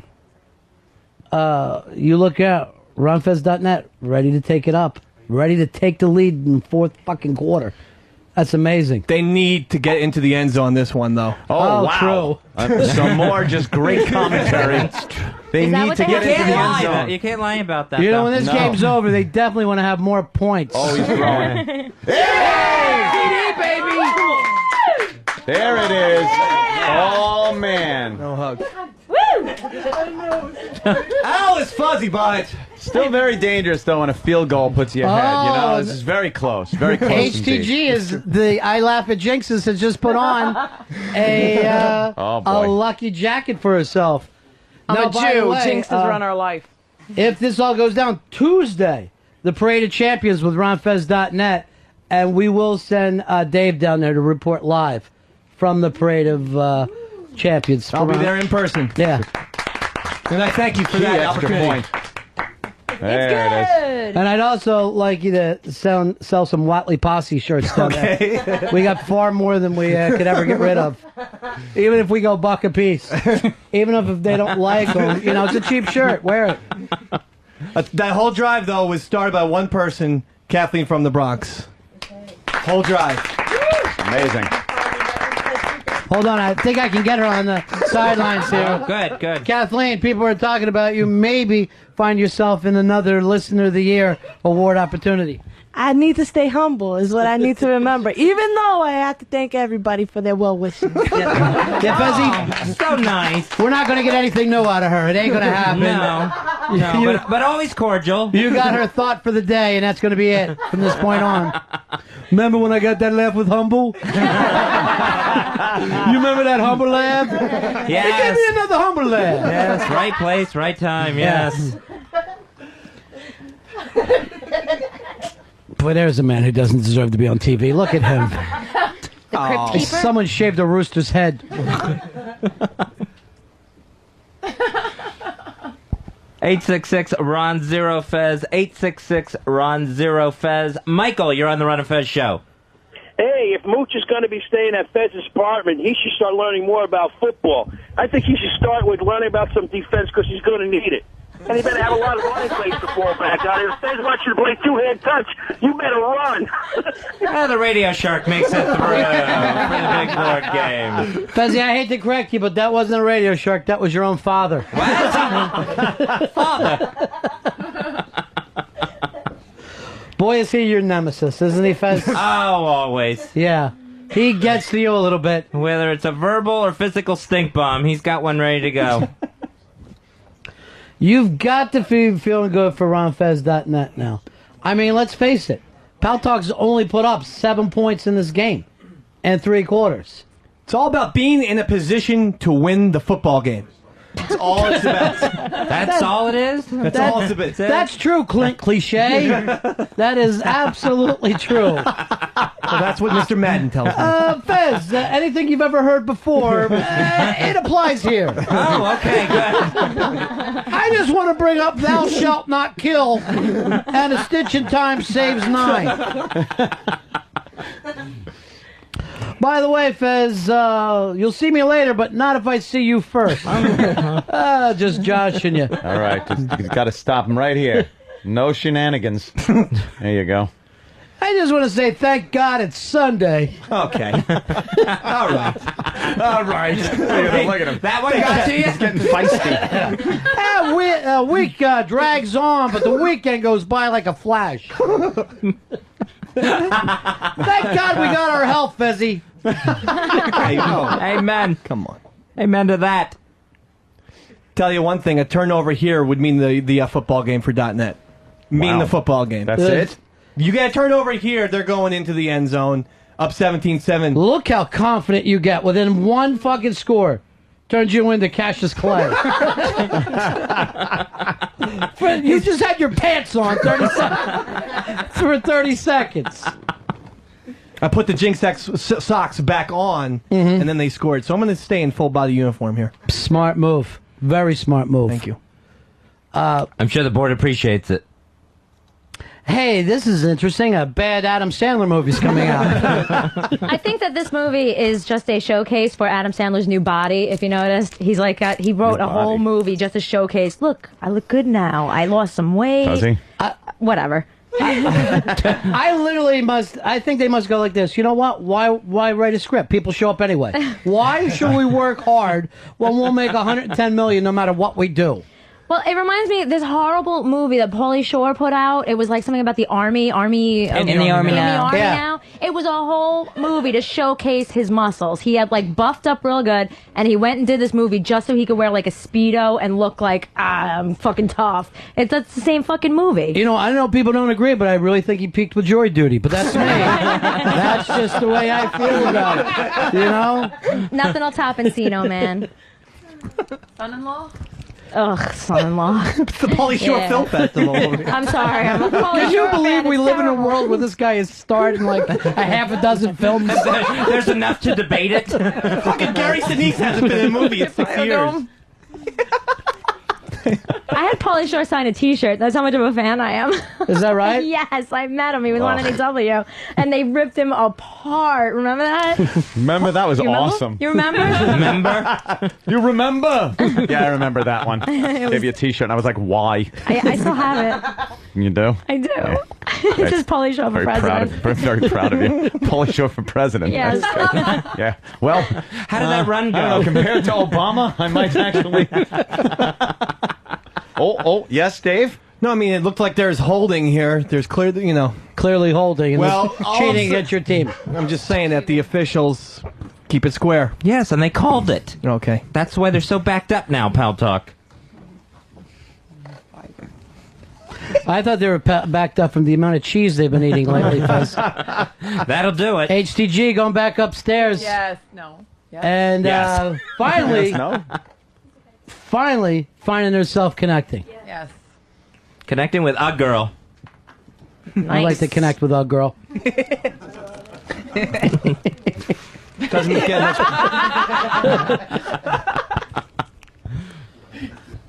I believe that's one of the few wide receivers I've ever spanked to. And oddly enough, it was in front of her at Dave's birthday party. Sheepy just goes like this. Oh my God. Like it happened. Like I'm going to stand in a public bar and jack off to a stranger. Oh, that hurts. Austin, you're on the Ron and Fez show. What do you got, brother? Yeah, I was wondering what Anthony's final prediction is going to be. Okay. On RonFest.net versus Pal Talk? I'm sticking by my 24-21. I say 27-21. 27? Yeah. They better start getting going. It becomes a monster shootout. Matt, you're on the Ron and Fez show. Hey guys, how you doing? Dude, Yeah. how could you forget the best Pauly Shore movie of all time, Biodome? with Well, let's Stephen be Baldwin? fair there. That was a Stevie Baldwin movie that Pauly Shore just happened to be in. That movie was just great. Who can't look good in a Stevie Baldwin movie? Come on, he did a couple of good ones. Let me tell you, when you're seeing Stevie Baldwin in a movie, you know you're up too late. Because his films premiere at 2 o'clock in the morning. Except for The Usual Suspects. Yeah. That was an unusual film for him. And you know what? He still brings it up. I've been in meetings with him where he'll go like this. I'm an alcoholic and I was in Usual Suspects. And God bless you. This isn't anonymous, Stevie. It's anonymous. Oh, he slipped that one. HTG avoids the sack, but incomplete. Yeah, she wouldn't with me. You like that one? You like, right? That one you like, huh, Sheepy? Look at you. Turkey wearing hush puppies. I do. You know, 51 passing touchdowns, Fezzi. None today. Yeah, just Wow. HTG not showing up. Or is she really hurt? Is she really injured? A lot of people playing off that ankle injury as a gag. Yeah, maybe not. I just think that the Pal Talk never gave the RonFest.net defensive line credit. I just fucking thought of this. We might have to give Z-Man a 3-hour fucking show. Wow. That's crushing. What are you smoking? I like to light one cigar on one end and suck on the other end of it till it's down too small. Then I put it out. Oh no, the baby again. That's part of the bet. How can you talk about cigars, really? He seems to be able to go on and on.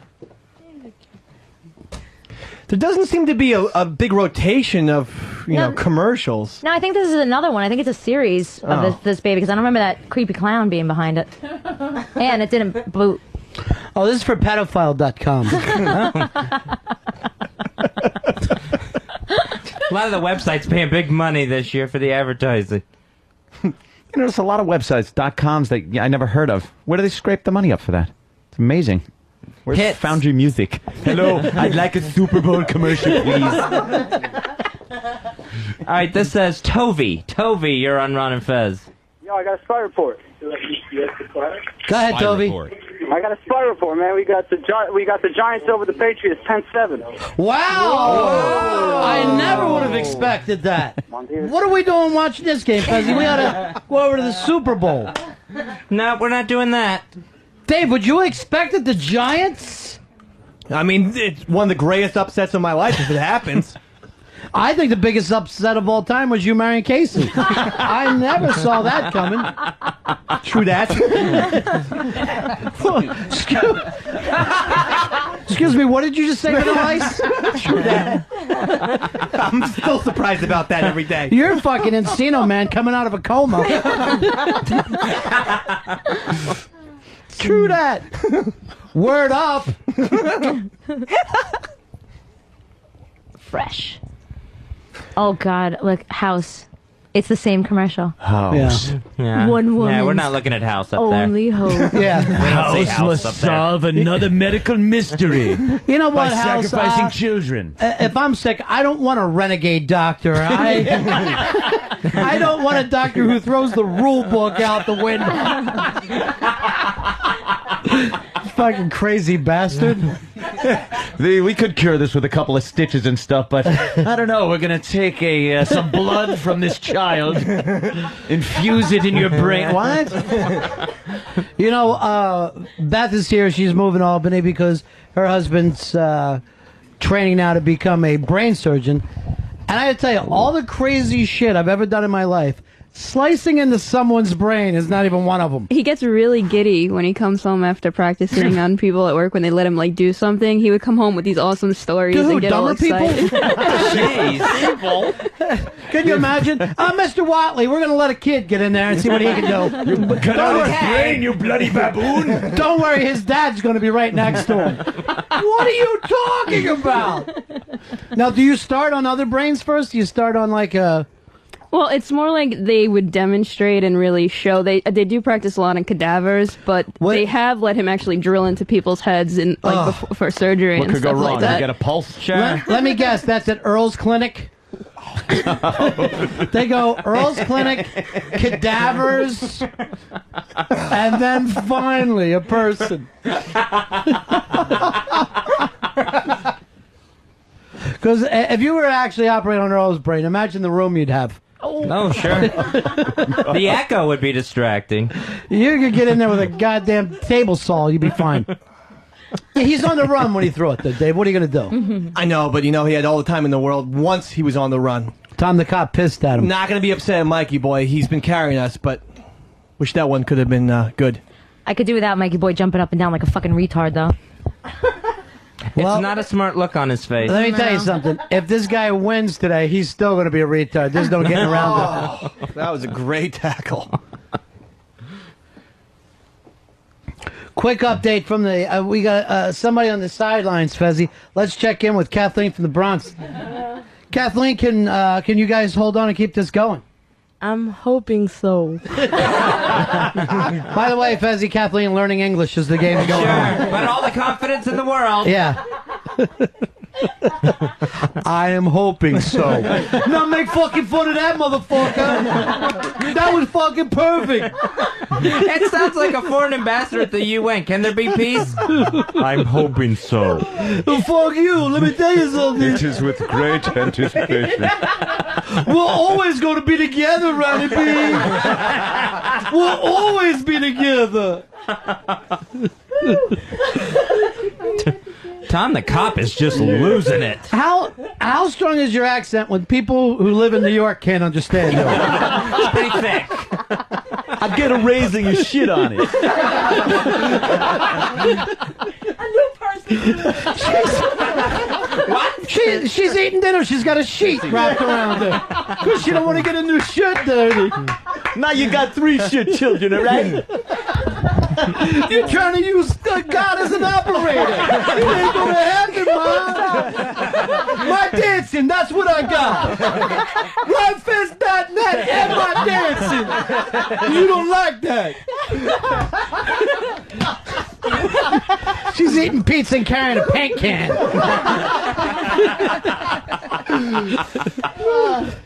You're doing good, baby. Seriously.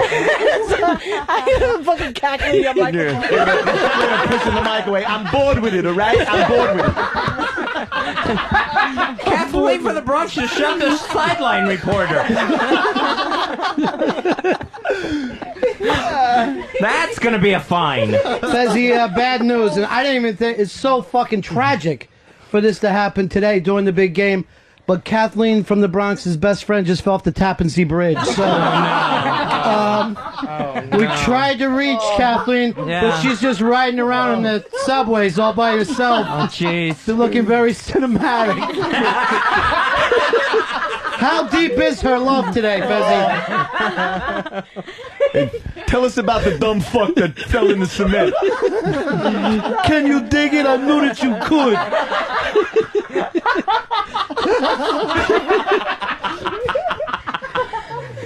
You know, you keep talking about this sister that's married. I think you want to be a married sister.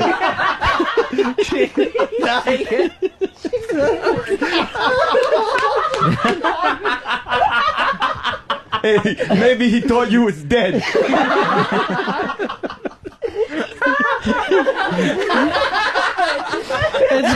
It's very few people. I mean, everybody has some kind of an accent, but when your accent is 1970s, it's unique. I'm not an accent. That's amazing. Stop. I'm fucking dying over here. I'm dying over here. I'm dying over here, right? That's touching the stuff. You don't understand, man. I can't breathe. John, Tom the Cop looking extra old out there right now. These games take a toll on people. They do.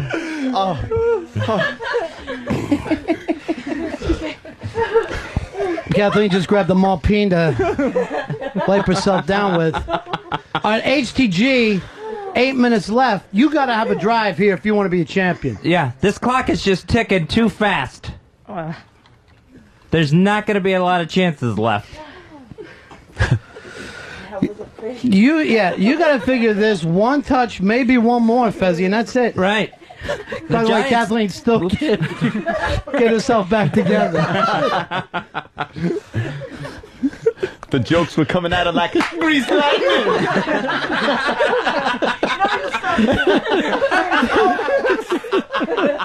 Like grease lightning.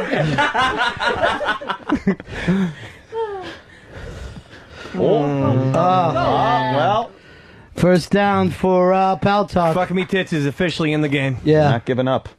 Right? They're not giving up. They're not going to quit. They're not going to keep it going. Yeah, all right. They're going to take this all the way to the end of the game. They are. Whoever gets the last bullet. Eli Snow on the tackle after the first down. Who was that? Eli Snow. Good player. He's a good guy. He's a good guy. Under 7 minutes, Fezzy. This could be the last real drive for Pal Talk. Oh, shit. Turn that corner, see? Go. He got it. Picking up another first down. The perfect season for Pal Talk on the line. It is on the line at the end of your perfect season here to be down 10-7 in the fourth quarter. That's got to be freaking those guys. I would think so. I'll tell you one thing right now. I could see a field goal by Pal Talk, and then Mr. Mikey Boy leading that team down one last time. All right, there's the modern-day Nostradamus. And the shell bank kick. I would not fucking depend on the shell bank kick. You can't really trust the Bink foot. Oh, boy, there it is. Look at this. Now they're coming They're alive. just carving, yeah. They're Who's coming this? alive. That was low on Cam. You know who these guys remind me of? Patriots. Right now, when you look at Pal Talk. Not too That much, good? but yeah. I mean, obviously the uniforms are different. It's really a different game. We're watching soccer.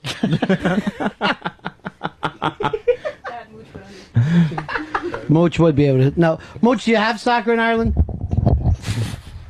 They have organized fights and they play soccer as well at the same time. So organized fights, is that what we call boxing? You're going to the organized fight. Last night he asked us all who we were supporting. Who are you supporting tomorrow? means who you're rooting for. Oh, I sent a check in. Yeah. Who are you supporting there? The hell is that? Oh, fuck. What's a dine? Fezzy almost down to 5 minutes now. Nice, slow fucking moves here by the Patriots. Or Pal Talk, even. I meant to say. Of course. Dump out. Fezzy, dump out. Where? No, I meant take a shit. When I yell dump out, I want you to shit on the mic. Got it. Oh, HTG. wow. Look at this. Look at this.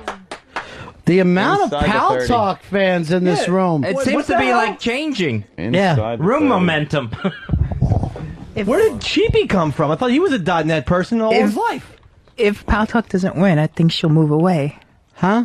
If What Pal are you Talk doesn't talking win, about? The baby's using magic I thinking. think If Pal Talk doesn't win, Mommy won't love me anymore. Elliot from E.T. He's gonna move away. Sheepy, could you quit handling the mic with your feet? You are so loud over there. What's the difference? Any idiot listening to this has got to be out of their mind. Daniel Day Sheepy and my left mic. That was a fucking legitimate joke. Wow. You just did a joke. That was a joke.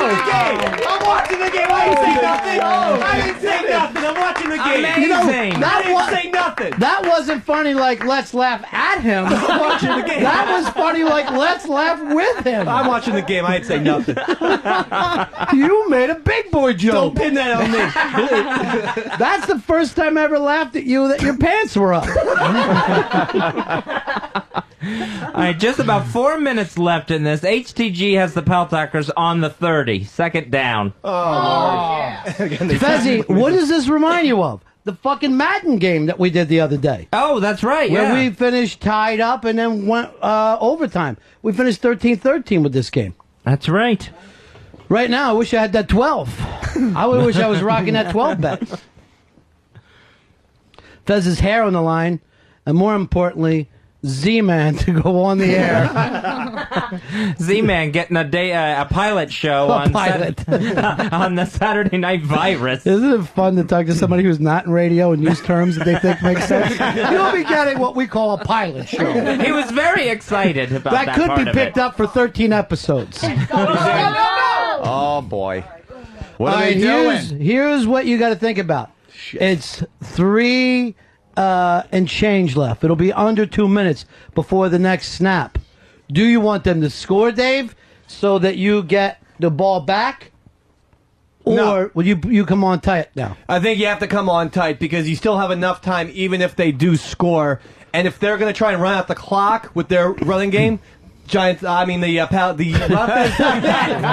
defensive line is good enough to stop their running game. So no, Who's hurt? You Well, gotta that stop hasn't them. happened all day today, brother. Well, I mean 7 points for Pal Talk. I think. You know. Still, the running game's been strong. You're right, but still, I mean, you know. Wait a minute, it looks like the Jets just won that game. Look at this. They're already putting up stuff for world's greatest upsets. Oh, that's a jinx. What a jinx. Yeah, total jinx. What a jinx. Why would they? Dave's got a sweater off again. Who's hurt? Who's hurt? Mojo Pin, still one's hurt. down. Yeah, that's just Oh, not Mojo Pin. Of all people to be hurt. Mojo Pin. Look at these guys playing with huge diamond earrings in both ears. Well, they got helmets on. They got to represent. Jeez. But they don't want anybody to think they're broke ass out there. They have helmets on. You're going to see guys out on the field afterwards. Anyone seen a diamond? Exactly. I remember when my father told me when I was a kid, keep all your assets up in your ears, across your teeth, or on the rims of your car. So wise. That's where the investment money is. You get the older, in your 60s, you wish you had some big ass diamond rings in your ears. Modern day pirates, they used to wear the gold earrings so they could get buried. Arr. I'd dig up Tupac tomorrow if I thought there was money down there. Oh, yeah. Here we go. Force that turnover. The game's over. Come on. Come on. Here it is. They're going to put it on the ground here. Yeah. Putting it on the ground. Oh, boy. Fakes. No, He's going in the air. Fake. You got it. HTG had a man open. Oh my God, something's wrong. That is not like HTG that we've watched all season. No. Off the hands of a girl. I like to put one off the hands of a girl. Have I done that joke enough now before it starts to sound stalkerish? Oh, I don't think so. Now keep going. I'm almost done. She's sending over a cease and desist as we speak. This has got to stop. The Pal Talk mascot was punching himself in the face after the play was The missed. Pal Talk mascot sitting in here with us at Sheepy. Come on. Get in the air. All right, there Again, you go. broken Holy up. shit! Broken up. Biggest Third third and goal. down in the history of .net. Wow. Really? Now, Biggest third down. How do they not have used the fucking ground on Another- either one of those plays? Now you're forced to go in the air. Now who's hurt? Green Lantern? Yeah, That's so sad because he brought me that same cigar that he does every time. Here, Ron. Oh, and it's a wrist, too. Here.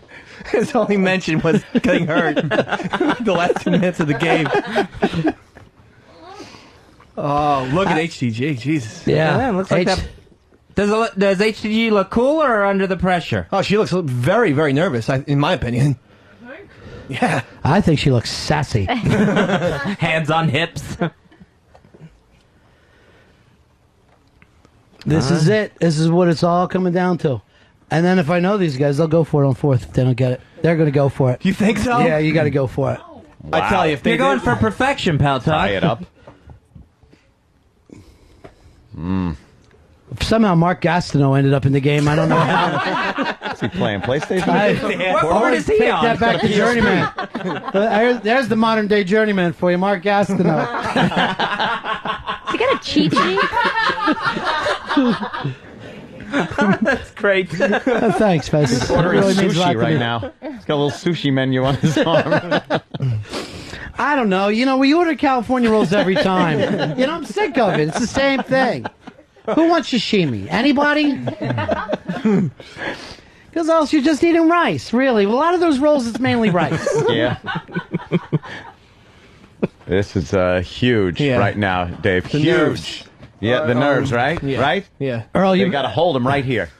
Dave, the only way that you can be sure about this is put your finger in your own ass, just to be sure. That's all you can do. That's the Dave, only this is way it. to stop them. This is it.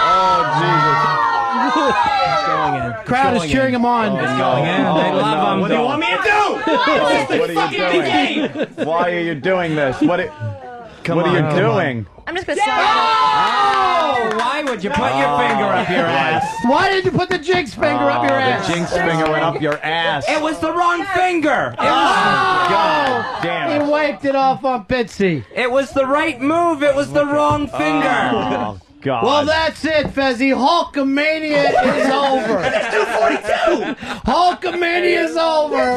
It is dead, Monsoon. Well, it was a nice run, but That doesn't Hulkamania matter. is done. There's 242, baby. Block this extra point.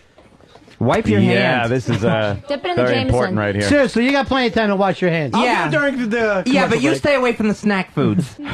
All right. He's holding it out. All right, he just touched the wings. What? Where are you washing it? Not in the fucking no, kitchen no. sink. In the bathroom. Third in the floor. bathroom. Like, you gotta yell that at someone. Jeez. Get away from it. Get away from the wing. I'll fucking kill you. What an Get animal. away from the wings. All right, we got to take a break. And she put a wig in his hand and started eating it with a shit thumb. It's so disgusting. We'll be right back. Now that's his humor. It's the Ron and Fez Show. Ronnie. Fezzy. The Ron and Fez Show. XM202. What I thought was kind of funny, Dave, and maybe you picked up on this too, was, tell me if this sounds familiar. Underdog team, questionable quarterback, opening drive eats up almost the entire first quarter, scores a touchdown to end it. Notre Dame. Yeah, I was going to say, it was almost a perfect parallel to your Fighting Irish. Yeah. Um, I thought Notre Dame was going to win that game after that first quarter. I mean, after that first drive, not just because they got a touchdown, but I was actually thinking, I also was thinking Giants, but I was thinking Giants Bills when the Bills had the number one offense in the NFL in 1990 and in the Super Bowl in 1991, Giants were just going to slow them down by run.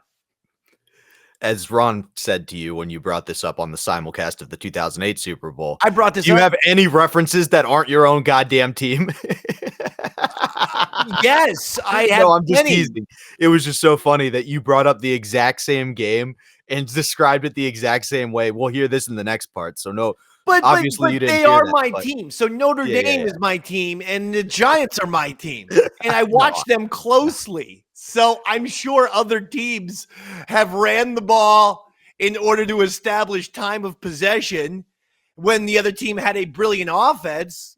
But I don't know. I'm a Giants fan. What do you want from me? No.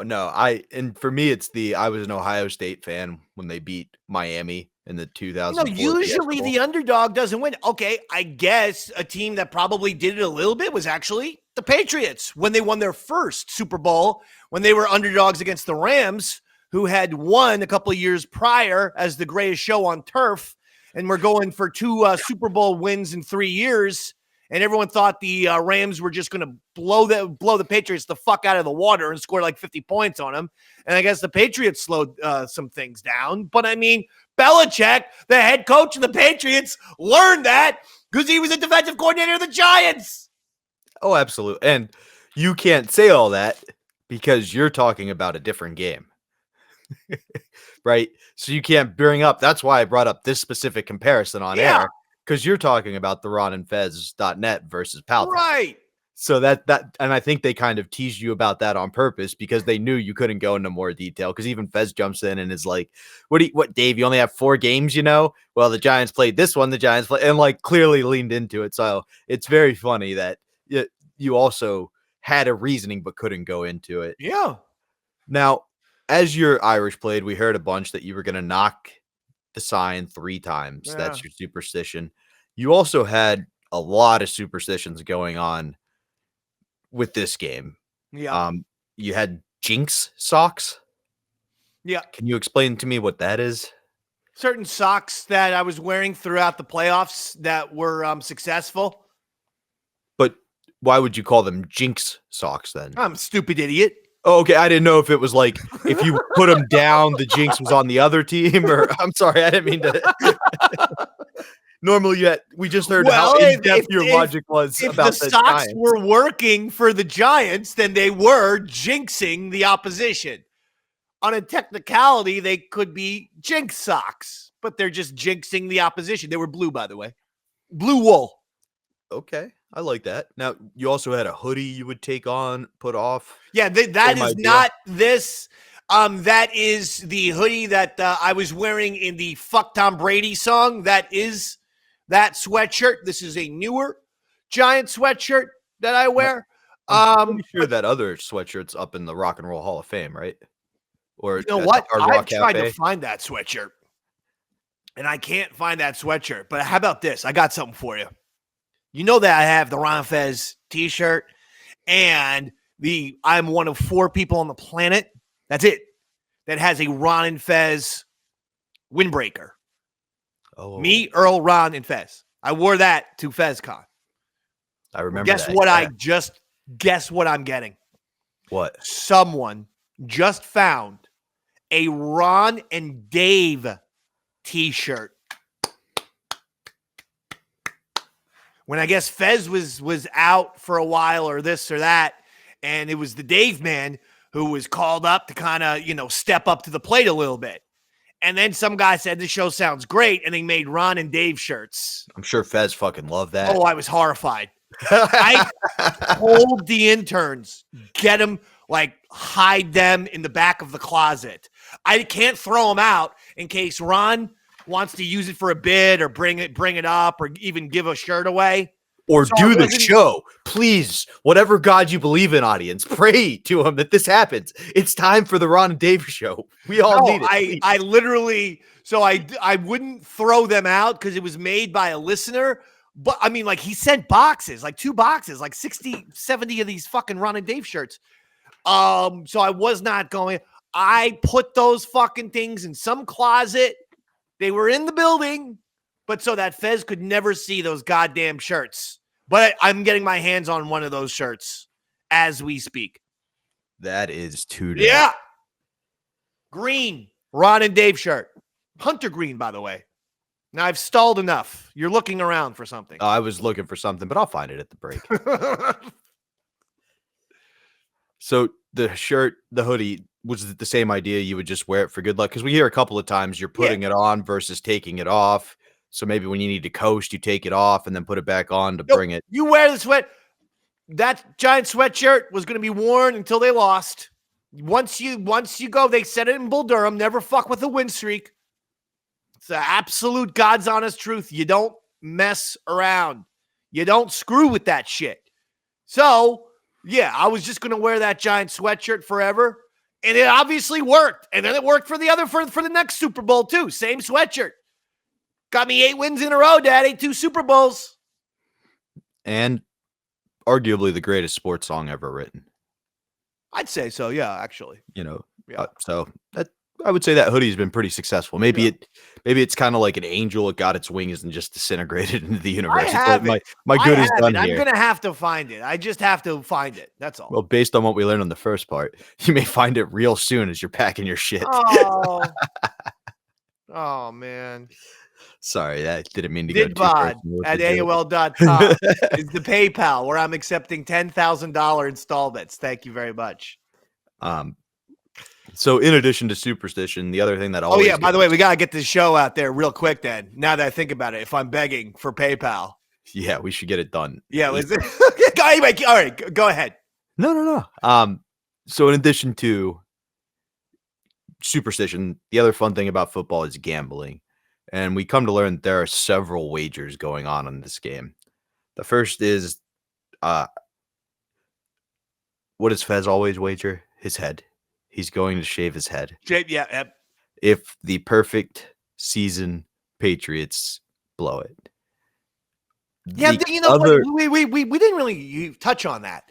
Patriots were 18-0 with the greatest head coach of all time, Bill Belichick. The greatest quarterback of all time, Tom Brady, having a record-breaking year. Brady set the most touchdowns in a single season that year, breaking Peyton Manning's record. And then the greatest wide receiver of all time in Randy Moss, who also set a touchdown record that year for most single-season touchdowns by a wide receiver. A juggernaut of a football team that came in 18-0. It was a foregone conclusion that they were going to beat the Giants, was it not? No, it absolutely was. I know everybody in my household, I think the way Ron described it was people in the new Pal Talk area are rooting for the Pal Talk team, but America's rooting for RonandFez.net. Well, that is true. They just didn't want to see it happen. And Patriots had won 3 by this point. Let's not forget. So now you were going to get the beginning of basically what Mahomes and the Chiefs are dealing with right now. You have a little bubble where everyone appreciates your greatness, and people are like, "Wow, this team is so great! Look what they do." And then once you get out that bubble, it's all animosity and it's all people complaining that you get every call. And they'd already been accused of cheating. Yeah, so the narrative had already started to spiral. Right. But as far as jinx goes, you mentioned that Tom Brady broke Peyton's record. Peyton was there, and you were not happy about this. What was your reasoning behind that? I was just a little bit nervous that Peyton would give us some bad luck because he had lost to Brady at this point, by the way. Now, he corrected that later on in his career. But at this point, he had been losing a lot to Brady, especially in the AFC Championship game. You know what? I didn't even think about that. This was I prior didn't to want the no rectification bad and fucking everything. Peyton Manning juju. Now, he got past that. He beat Brady in the AFC Championship game, both with the Colts and with the Broncos when he went to Denver. So he got past that. But at this point, he was kind of a little choky when it comes to facing Brady and Belichick. So I sort of didn't want Peyton near my sweet, innocent Eli. I could definitely see that. There's a lot of fun humor that you guys have with the fact that Archie and his wife are sitting in front Peyton's behind them. He won't sit like with his parents. It was kind of weird. Like, I'm a grown up now. But I do think we should give Ron credit before we get too much back into the game. I think he came up with 2 concepts, like 2 ideas he completely originated. And the first was that he was like, look at that mouth breather Eli. He's too dumb to realize how big a moment is. Like this moment is. That's why he's playing so well. He just isn't capable of and I don't remember hearing that a lot prior to the game. It was like, oh, he's young, he's unseasoned. It wasn't just he's too dumb to process it. Now, that's literally the joke everybody makes. You know what I mean? Oh, look at big head Eli, old waterhead winning Super Bowls. The only thing that can beat the greatest and smartest duo of Belichick and Brady of all time is somebody so dumb it's the other end of the spectrum. You know, those kind of jokes. But I do think Ron kind of might have been one of the first people. Is not dumb. He's just not advanced with his education. Would you say he's got like a special set of requirements? No, I think, I mean, sometimes they let me take my math test for 4 hours.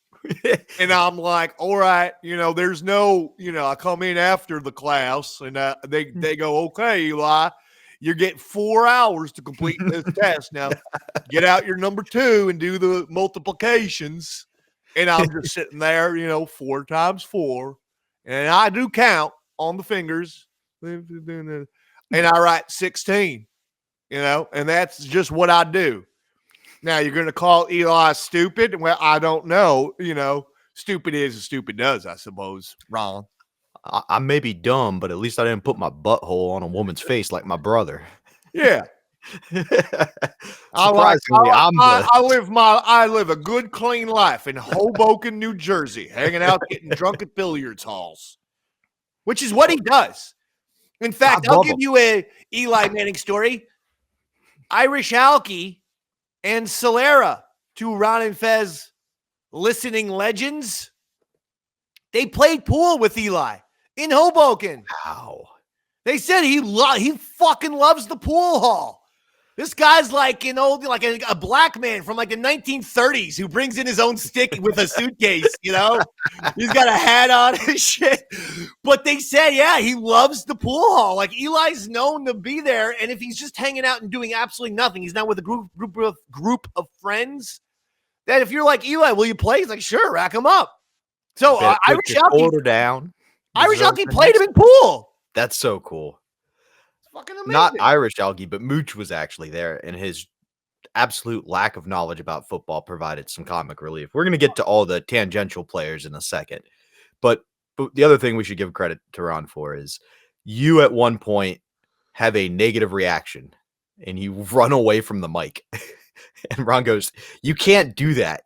You can't react like a black guy seeing a magic trick and just every time something bad happens, which is like something that now you hear commentators react to all the time." And again, I think that might have been the first time I ever heard that. People use the phrase black guy with the magic trick? Yeah, because it's a whole genre on YouTube where it's just like I do know that black people get very expressive when David Blaine shows them that he can float a few inches above the ground. I've seen that special. With the Dallas Cowboys, too. He did it with the Dallas Cowboys, and they're all like, oh, shit! I was like, whoa, guys, you're not watching anyone who's, like, possessed by the devil. This isn't an exorcism. The new thing is, like, now it'll be those Omegle things where you just meet a stranger, and it's just he does the magic trick, and they all just, wah! It's so funny, but, again, I think it was brilliant. That's hysterical. Yeah, they're definitely. I was frustrated. And then you walk away, yeah, definitely. But, again, you're providing those moments. You're giving something for them to talk about that is not the game. Even at your nervousness, you're running, you know what I mean? Which is brilliant. Yeah. We learned when you watch these games, sometimes it's like, it really is torture. It's like, you don't want to watch sometimes. You're just like, maybe I should just play some Mario Kart, tune back in 15 minutes, and they're going to be winning. But then you got to resist that because you got to go through the ebbs and flows. It's the roller coaster. That's what. There's this guy who I used to do radio with. I'm not going to say his name. Carl. And is he related to the owner of the Patriots? This guy used to pretend he was a Jets fan. He didn't like sports at all. He didn't watch them. He did. He literally did not watch the sports. I was a sports guy on the show. I was like, why don't you just let me take these segments? You ask me questions since you don't know shit. And it's like, I can provide the information to you, but then I'm providing it to the audience, right? Yeah. But he's a narcissistic egomaniac who always needs to be the man, always needs to be, feeling like he's God, like he's all powerful and omniscient, and he knows everything. When I've never seen an adult man who's close to 60 years old know so little about life and modern day society. He knows nothing, doesn't watch movies, TV, sports, video games, doesn't do the viral, doesn't go online. Anyway, he goes, I'm like, so did you watch the Jets game? You're a big Jets fan. No, I'm not going to waste my time watching the Jets. I go, wait, but you're a big fan. Like, you didn't watch the game yesterday? And he goes, well, why would I waste my time watching the Jets? So here's what I say, Robert. Ready? This is happening on the air. I go, fair weather fan, Carl Kraft. You know what he does? I'm not a fair weather fan. I go, what you're describing is the exact word for word definition of a fair weather fan. You only support the team when they're playing well, when they're winning. You only watch the team when they're winning. That is actually the perfect word for word definition of a fair weather fan. That's what you are. No, I'm not. And then he couldn't fucking debate me anymore. So he's like, here's Metallica with, Enter Sandman. He's like, I'm not a fair weather fan, Dave. This is bullshit for you to say that to me on the air. You are. You don't watch your team unless they're winning games. Now, for me, I watch my teams. I do. I watch the Yankees. I watch the Giants. I watch the Knicks. I watch Notre Dame. That's why I never say Devils aren't my Mount Rushmore, because they're really because I watch the Devils during hockey, NHL playoffs. I'm honest about that. Everybody else I'm watching. And the reason why is because when your team, it's about peaks and valleys. And when you go through those obstacles and through those struggles and you come out and you win the game, it's the greatest feeling in the world. But how are you going to feel that way if you're only watching when they're winning? See, I'm the opposite of a fair weather fan. Like, what's it called when you only root for a team when they're losing? A fucking suicidal freak. No. Just constantly, like the Browns this year. Yeah. No matter how bad my life was, if I tuned in every Sunday to watch the Browns play, I knew it could be fucking worse. I could be playing for the Browns. Go. Yeah. Penn State, when they're doing well, I don't really follow them in football. When they're barely scraping by, when they've been bowl banned for 4 years, I'm watching every game. And again, it just reminds you life could be worse. I guess so. You're sick. The Warriors get beat by 40 points. I watch every second of that game and go, yeah, you could be Steph Curry getting blown out by 40 points without your splash brother. Anyway, that's not what we're here to talk about. We're here to talk about the game. And we talked, Fez is going to shave his head if he loses, but there's actually a second part of that bet that I'd like some insight into. If RonandFez.net, a.k.a. the Giants, pull it off, Tommy Z-Man gets what's described as a radio pilot on the channel. Yeah, Tommy Z. That's right. He supplied Ron with cigars.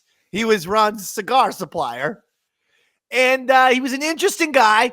He did have a personality and sort of even a voice for radio. Think of Tommy Z as a sober, not as fun Billy Staples. Oh, okay. I could definitely see that. All right? Yeah. A cigar-bringing, sober, and but also maybe a little, not like just a little more, a little more put together, not as messy. And I'm not pointing fingers. I'm in Billy's class. Okay, this isn't me. I love Billy. Yeah, this isn't me pointing fingers at Billy. I'm saying I would be in his category. I'm saying Tommy Z had more things put together. But but he's a fun guy too. I kind of liked him. And I think you could kind of hear as it first starts out. Where's Tommy Z these days? He didn't die, did he? I don't know. I didn't hear anything going around the message boards or anything like that about it. But Oh shit! We'll send our best wishes to him. Tommy's. I hope he's not. Yeah, I hope he's okay and he's doing well. I haven't even thought of him in 17, 18 years. Well, that's why we do stuff like this. Boom. But I do think you could tell people liked him because initially when the bet's discussed, when it kind of feels like a lot of people think it's going to go the Patriots' way, it's like, oh yeah, he'll do a show. And then as it's looking like he's definitely going to get this thing, it's like, it's going to be a 3-hour nightmare, almost like they're setting him up for success. You know what I mean? Like he can only do better than what they're putting out. Yeah, there. right. He was one of those guys who he gave me a CD, a demo, and it was him doing voices, but like having conversations with himself, which always kind of sounds a little weird. So it's like he's doing like, "Hi, I'm Jack Nicholson here at the Oscars. And now, oh, look who it is. Here's my good friend, Michael Jackson. Hey, Michael, how are you? Oh, I'm great, Jack. Wow, it's good. Peanut." And it's like he would do all the voices and they'd all be having a conversation with him, but you would know that this is all Tommy. This isn't going to be the show, is it? This is a weird demo, dude. So there's a comedian I love. I'm not going to say his name, but he's a very good impressionist, but that is his entire act. With basically just every Italian actor that's ever existed. And we were at a definitely established restaurant, like the original Mozzarella House. There are people there and he's the headliner. I'm just going, oh my God. Like they're going to eat this man alive. They're going to whack this guy. They're going to take him outside afterwards. The first couple of acts were new to comedy. They were just friends of his. So then it was me and then him. I go up, I say mozzarella. A guy goes, no, it's called mozzarella. And I go, no. My grandfather used to beat me when I'd asked to speak Italian because he said I'm an American. So I'm going to say mozzarella. And then the mozzarella guy had to come out and sing because that was an established guy. But then Nikki did his set and murdered. They loved every fucking second of every impression. Do it again. And I'm like, I'm going to leave. Impressions. I can definitely see impressions going over well with that people. It sounded like that's. You make me an offer I can't refuse. I know, right? Are you talking to me, buddy? Are you talking to me? Right. Yeah. I get it. It sounded like that part from The Irishman when Jim Norton was playing Don Rickles. And they're like, don't be too funny on stage. We're going to fucking kill you if you get a little too close. And little do they know, that's my goal. So make my fucking day. But so that makes sense. That's what he's doing. The people that are there tangentially, we talked a little bit about Kathleen from the Bronx. She's great for when the sideline reporter goes to her for interviews about the game. Other people who are there, I think one of the unsung heroes of this episode, and this is going to surprise you when I say it, is actually Sheepy. And the reason why is Sheepy realizes his role is just to be the punching bag. Like he's going to be made fun of. He's going to say stupid things and get beat up. But anytime there's a beat and it seems like he grabs the mic and says something dumb to be the guy that people can make fun of for a few minutes. If he seems like he's doing it on purpose because it's with the flow. Like he's never once interrupts the flow of the show to do it. It was just very impressive. How do you, when you're doing a live show like this, now it may be hard to comment specifically on this one, but how do you pick up on like, okay, I can go to this guy in a bubble? How are you adapting on the fly to that? Just run around, try to get somebody to talk. There's no thought. What do you do when you're doing a podcast and you ask a 20-minute lead up question? You get a 1-word response. Well, I mean, but you're trying your best. These questions are very good, but like sometimes it's not as much thought in it. A show like this was a little bit pandemonium because you're watching the Super Bowl. I'm playing the fumble contest. There's people coming in and out. There's people, outside just like eating food and drinking. There's, there's a decent crowd. It's a very busy kind of nutty thing. So when you're out there with the microphone, just, hey, someone say something, please. Here you go. What do you think? What do you think about this? Here's one thing I don't like, though. I'll just be honest.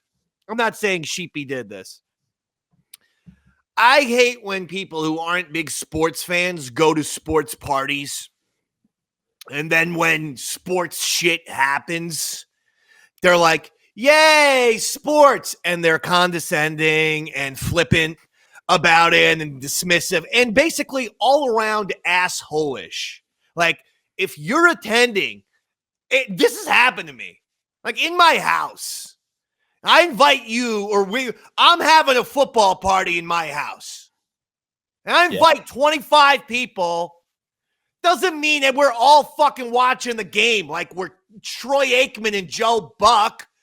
But it also doesn't mean that, like, someone scores a touchdown and you do the douche just because you don't like sports. You do the douchey, oh, yay, they got a touchdown. Or no, oh, yay, they scored a home run. Yay, sports. First of all, you know it's not a home run. You know that's baseball and not football.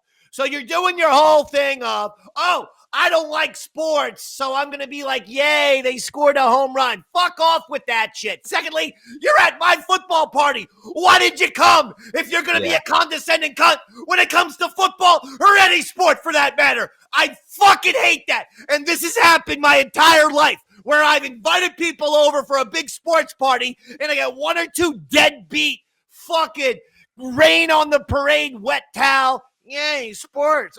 How come people get so excited for sports? Because we do. It's the reason why we're having a party, you fucking douchebag. If you don't like it, there's the door. The sport ball people. Yeah, that go, yay, sport and ball. don't you realize how douchey and antiquated and lame you are? Because that gimmick has been done forever. Where the fucking nerd goes into the kid who likes independent rock bands goes into your football party and has got to be going like, oh, yay, sports. I like some independent rock bands too, but I don't act like a fucking douchebag who doesn't know nothing about the world. Absolutely. Oh, that chaps my ass. There's no one, thankfully, like this on the show. Like, even Sheepy's trying to be into the game. No, I appreciate he's rooting along with it. Mooch memory. Yeah. Mooch who knows nothing about sport. No, I the appreciate game. That. It sparked a memory, though. But no, I think it's cool how that the people who even don't get the sports are there, like Mooch. At one point, they go to him and he goes, I just can't figure it out. And I'm not going to keep asking because everybody's actually watching. It's fun to watch. It looks like a good game. Like, and he's into it, but he just doesn't get, you know what I mean? Nobody's like, oh, this is dumb. It's not that hard. These fucking penalties intimidate these Europeans and foreigners. Well, just relax. You get 10 yards, you get a first down. You get in the end zone, you get a touchdown. You kick the field goal, it's worth 3 points. If you're concerned about penalties, they're pretty basic. Don't hold the other guy. Don't grab the other guy's face mask. Don't hit the guy before he gets the ball. Jesus Christ. Stop with all the... I don't understand football. Really? You really don't understand football? I feel like football is probably the most basic sport to understand. Well, Mooch was a Protestant Irishman, so he didn't understand a lot in life. Protestant? You know this for a fact? It came up on the show. Yeah. Because they were talking, he drank whiskey when normally the Protestants don't. Where, he's from Belfast? I don't know those details. I didn't write that down. I just thought it was an interesting point to put out there. But as we're talking about... I thought he was from County Kerry like me all this time. Proper Irish Catholic. Oh, yeah, I didn't know. I'm talking to some motherfucking Belfast Brit. Should I go get my IRA mask? Maybe later. Continue. One last group of people who are there, they show up at halftime. And I got to imagine this is like being the Milwaukee Bucks and you draft Giannis and then you find out the only way he'll play for your team is if Giannis can also be there. Brings his brother. Like, yeah, you're like, well, I've got arguably the greatest player available right now. Do it. Fuck it. Okay, get the other Antetokounmpo. Yeah, which is why Anthony and Melinda show up. Anthony, arguably one of the greatest of all time, and boy, Melinda's his girlfriend at the time. She's not his sister. No, but I'm saying Ron had to make a decision, much like the Bucks. Was it worth it to take the greatest of all time? No. To put up with the albatross. I don't think that was the case at all. Melinda was not frowned upon. People welcomed her presence. Always loved it when Anthony popped around. And usually, in this time period, Melinda was usually seen with him. But also, Melinda, I think helped get Anthony from place to place from time to time, like the medieval. What's that thing called? Medieval Renaissance or Renaissance Fair, whatever the shit it was. Fair. Yeah. Didn't you go to that? I went to that, and then Anthony went. I went to that to hang out with Anthony. We got drunk. Melinda was there, and that's when I got fucking Anthony to go. For some reason, Ron and Fez were on the air, so I got Anthony. Oh, it was like they were on the air on a Saturday for some kind of special or something, and I got Anthony to go in. But Melinda was very encouraging with that. She's like, "Oh, you got to go in. Go in. It'll be so much fun." We were so intoxicated. A Thanksgiving episode. It was pre-taped for a Thanksgiving episode because that's one of the best Thanksgiving episodes of all time. Yeah. And so I guess we do have Melinda to thank for that. There you go. She does do a good job of filling the holes in the broadcast, but maybe not with always the most insightful things. And I'm guessing she was pretty hammered at the time. It's probably they had come from another Super Bowl party. I thought it was brilliant, and I don't know if this was done on purpose, but by bringing Anthony in at halftime, you guys on air are now forced to re-go through who everybody is, what all the code words mean, in a way that you can't say it like out loud, but that the audience listening will get all the clues. And it's like a great refresher for everybody. Yeah. Yeah. No, I hear what you're saying. And that's smart. That is smart. That's good radio right there. You got to remind people what the hell's going on. And I didn't realize Anthony was such a Giants fan. I've always known him to be a Yankees. Well, I've known him to be a Yankees fan. Now, again, in my opinion, Yankees and Giants are completely simpatico. So a lot of Yankee fans then decide, I'll root for the Giants. By the way, there's a geographical reason for this. This is why I hate Pitsy and Earl so much. Pitsy being a Giants Mets fan, which is weird. And then Earl being a Jets Yankees fan, which is weird. When the Yankees by the late 20s were already the biggest thing in New York, all right? Because of Babe Ruth, Gehrig, so on and so forth. Biggest thing in New York. So the Giants, New York Football Giants, started to play their games in Yankee Stadium. Yankee Stadium was the Giants' home field. So the same people who were watching the Yankees in the summertime when they wanted sports in the fall or winter would say, well, let's go back to the stadium and watch the Giants. And literally the same thing happened with the Jets when they started playing their games. They started playing at Shea Stadium, the Mets Stadium. So the Mets fans would watch the Jets. That's why. There's a geographical reason. The Giants and Yankees shared the same stadium. The Mets and Jets shared the same stadium. Don't be a fucking weird hybrid. Hey, you're the boss. Like a mulatto of athletics. I don't know if that really answered the question of, was Anthony a big Giants fan? But I appreciate the enthusiasm. I'm telling you in a roundabout way, if you're a Yankees fan, it's okay to root for the Giants and vice versa. My better example, my friend Jason, massive Giants fan, massive Giants fan. It's 365 for him. He doesn't watch other sports. Not a baseball guy, not a basketball guy. Won't watch them, but loves the New York football. Doesn't even watch college. Just it's all about the New York Football Giants. However, we are buddies. So when the Yankees have been in, World Series and stuff, he'll come over and root for the Yankees because he understands the Giants-Yankees connection. So even though he's not a massive Yankee fan, he's not a Yankee fan at all, he will actively root for the Yankees if he's at my house, having some beers, watching Yankees in the postseason. Okay? This is just common sense, folks.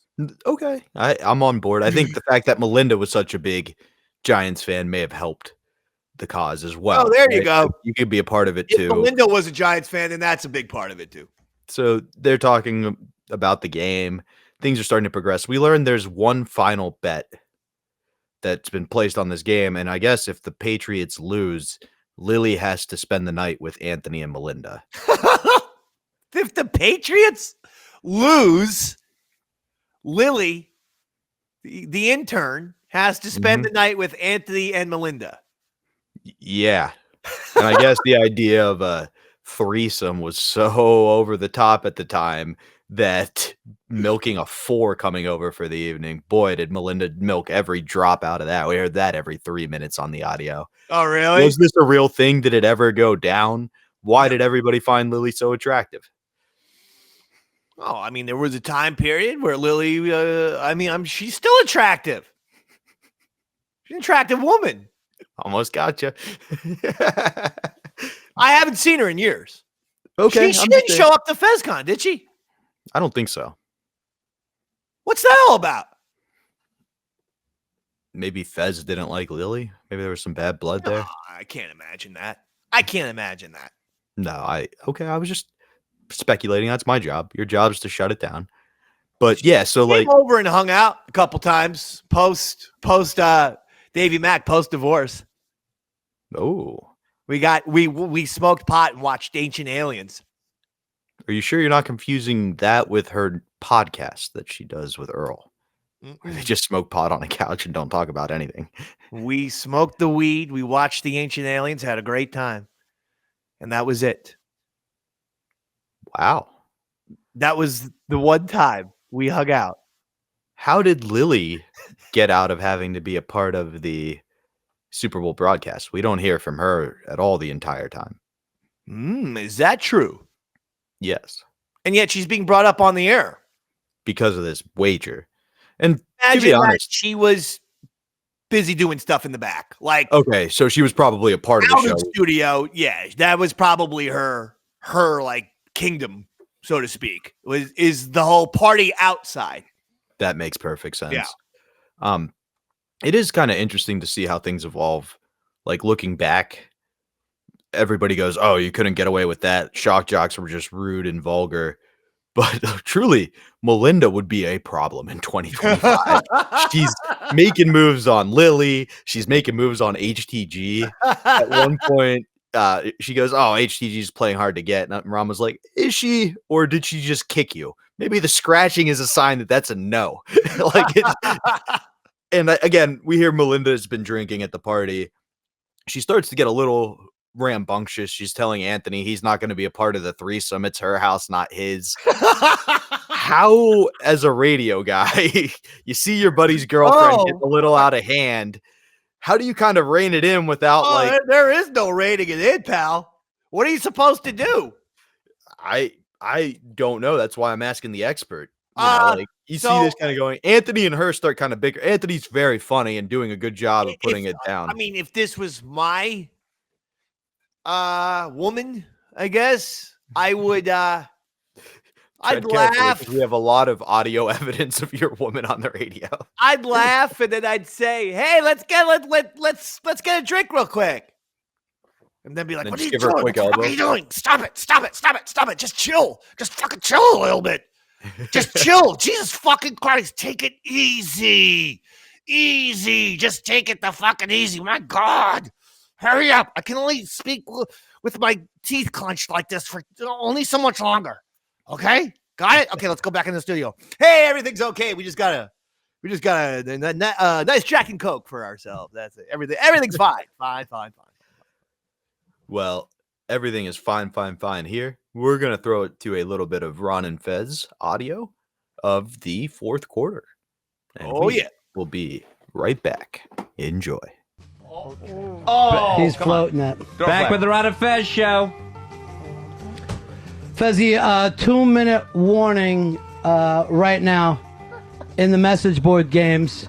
The young upstarts, RonFez.net, had Pal Talk, the undefeated Pal Talk team, on the ropes. And now here we're finding ourselves with 2 minutes left, third down, and they've got to do it all. You're basically in a 2-down situation. Absolutely. Very exciting. Very exciting game. You got to pick up 10 yards except with for the part where they weren't scoring. That's it. Did anyone see you wash your thumb? You asked them. No one witnessed it, but people can smell my hand. Right, now. Pitsy? Ew. It's still a little shitty, Ron. All right. Yeah. That's Still gonna take a somewhat few shit. washings. We're hearing about some amount of shit still on his thumb. Holy crap. Ouch. Come on now. They're putting the clips on his nipples. Oh, no. That's offensive. That is I know offensive. children saw that. Why aren't people offended by men's nipples? And with that's jumper right. cables going on them. Oh, this is why they're safe, because they're not for babies. So they're completely safe. We are the most fucked up Now society. you're making sense. What is that even? I know. It's ridiculous. Baby's feet on those. Don't show them. It's disgusting. It is. That's where babies are nurtured. Stillers? It's Ben Stillers. What were you touching?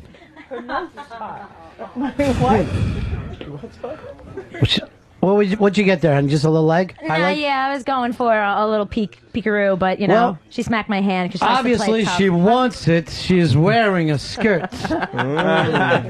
She's trying to win a game here. Oh, that's true. She likes to play hard to get every so often. Oh, does she? That's her Yeah. game. Of acting like she doesn't want it. Her mouth says no, but her body says yes. Her mouth says no, and then her legs kick. I'd still say that's a no. The scratching, also a no. I could take a lot of abuse. It's okay, babe. It's 3rd and 10. 3rd and 10. How you feeling, Pitsy? I am shitting in my pants, Ron. Well, we'll have Dave check for that. But do you feel like your team can come back? Well, they got to get this first down here. Yeah. I think if they get the first down, then they'll score. Really? All right. Yeah. Good call. So it's all on this play Modern for day you. Nostradamus, Pitsy. Under 2 minutes. Pal Talk leading at RonFest.net 14-10. Come on, Mikey. Oh. He's the guy. he's there. He should have rolled over. It's but going to be 4th and short, I think. I agree with you, actually. Wow. Yeah. So this is going to be at 4th and short, and there's no timeout being called either. Yeah. This is traumatizing. They gonna give it to Pantera? Oh, what they decided to do was ask for the thing instead of calling timeout.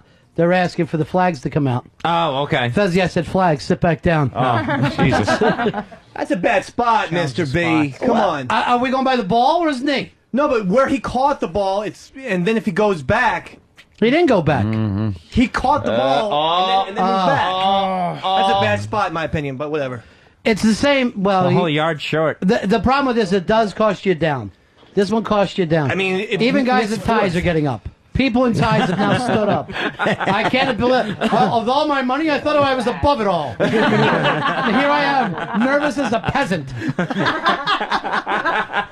Oh my God! Sounds like Anthony. The only person calm right now is Mooch, who has no idea what happened. He wanted to know why the measurer is so big. So you can see it. Basically, the only most of this stuff is just. No, I've given up asking questions because I'm annoying myself. No, No, will it's stop fine. right now. Come on, No, this don't- is Every so Super Bowl important. pays a check. This is so important. He stopped him. He got They're gonna need a measurement. He got it. Timeout, Giants. 125, 124, 123. Timeout. Why aren't they calling a timeout? There it is. The clock has stopped. They're actually using the sticks instead of using their own Oh, timeouts. come on. Well, no, it's on the other side. That's fine. Of that 1 foot wide line.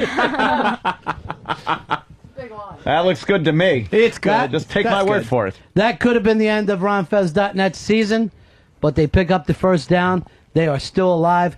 1:22 left. Bobby Pantera, who has not had a big game, finally gave us some kind of punch. 5 boroughs and a million suburbs are all pissing themselves right now, hoping upon hope they get off work on Tuesday. Oh, boy. They're Mikey boy scrambles. He's going to run for it. Run.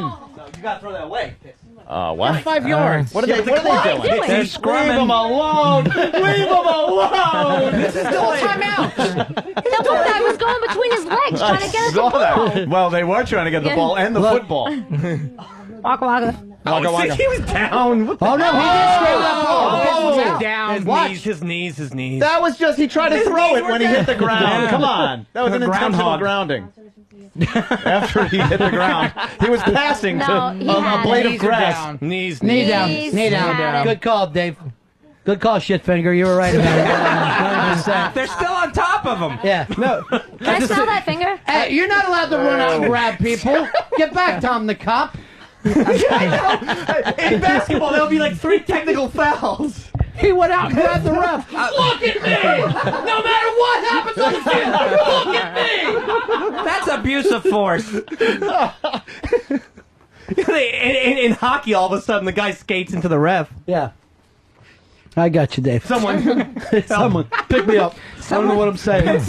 Someone's finger smells in here. That might be I'll yours. put it in my Big cat. pants. You might It was want to already sniff in your your own. pants. That's why it smells. I won't. I'll put it in the front side. Come on. I'll be a gentleman here. Someone else is praying just like Dave. Oh, God, I'm Minute sorry. 20. They've got all their timeouts, right? Yep, they have all 3. Well, Wow. no, they just took 1. Oh, missed it. So What the close hell to is being he? picked off. Wow. That was early season, Mikey boy there. Minute was dangerous. 16. I think they have 2 timeouts left. Tom the cop took one when he was showing police brutality. Mikey's got to relax here. He doesn't have to go for it all. He had a check underneath for about 7 yards, which would have picked him up the first down. Very Come on. scary. Fez is here on the line. If not, he gives Z-Man a shift on the air, and that shift will be O&A spot in the morning. So all the listeners are going to really be ready. This could be brutal. Come on now. Oh, boy. Oh, he's in trouble. They got him. He's in You trouble. think? No! He Oh, he scrambles! Ah, what a maniac!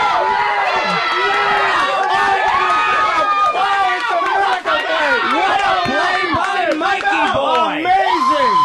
One of the greatest Amazing! plays in Super Bowl history. Oh, my God! He used his retard strength. Oh! One of the greatest plays I've ever seen in my Amazing. life. How is he not in the grasp there, Fezzy? They just clubbed him. You know what, Mr. B? After 1993, they took out in the grasp, and thank fucking How God. did he hold on to that ball? Just by the tip Unbelievable of it. He, whatever. Who was that? Well, somebody. Look at this. Leader. Oh, it's amazing. How do you come down with that ball? It's all about weight right there. RonFez.net wants this. Oh, They want it. yeah. The heart of a champion. The heart of a champion. With a mere Little water. 59 seconds left. Little brother. Holy fucking shit, Heart of Mikey a boy. champion. Amazing. Mikey, I love you. Where Flat out. are they at right now in the field, Fezzy? Let's see. Where did they take that down to? Was it the 40? The 30? Looked like they're about to 34. I gotta say. Fezzy, we're at the point, of course, that a field goal means nothing. You've Right. got to put it in the end zone. Here it is. Mikey boy has to get the touchdown. Wow. What a story. Wow. What a thing to say. Amazing. Oh my God! Oh, my God. Look at where they are. They're on the 25. Come on. This is stunning. This will literally be the greatest Super Bowl victory of all time if they do it. If not, Come on. Come on. It doesn't matter. all right, Dave, you can't call timeouts. That's going to be It's the got to be a players on the rule. field. You should How be many in the playoffs- game. How many timeouts you have left? That's Zero. it. That should be it. That was it. Here we go now. That was, And 50 seconds left on the clock for RonFez.net. At least we know if 3 guys are on him, it doesn't necessarily 20. mean he's down. Right, it's nothing. Just kind of gets them all excited. Mikey boy got it back to the line. Playing like a fucking superstar. He is unbelievable so. today. Unbelievable. One pick, which slipped out of the guy's hands.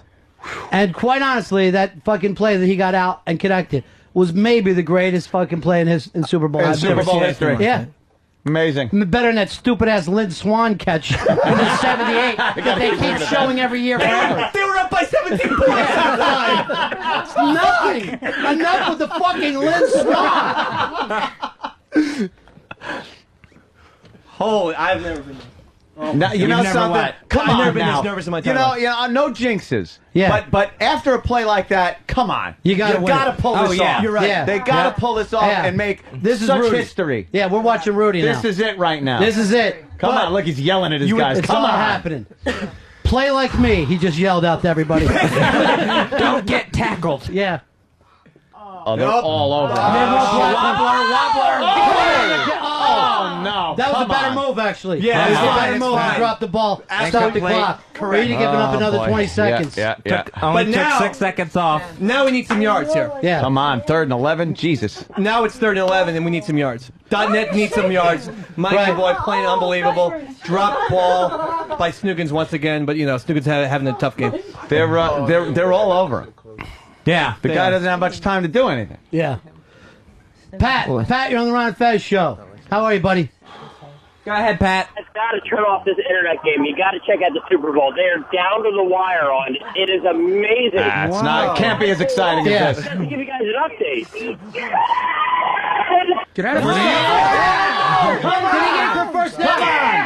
Come on. And he's out of bounds. Come on. He made it. Let's go. This is intense. Oh, my God.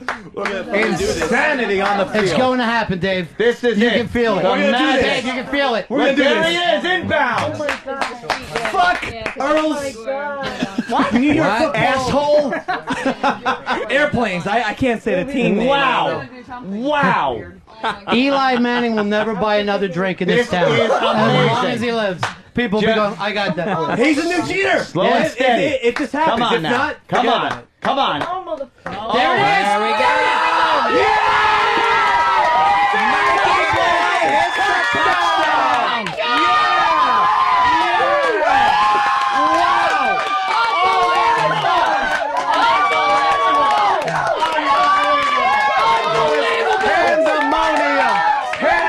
Mikey Boy inside the back of the end zone.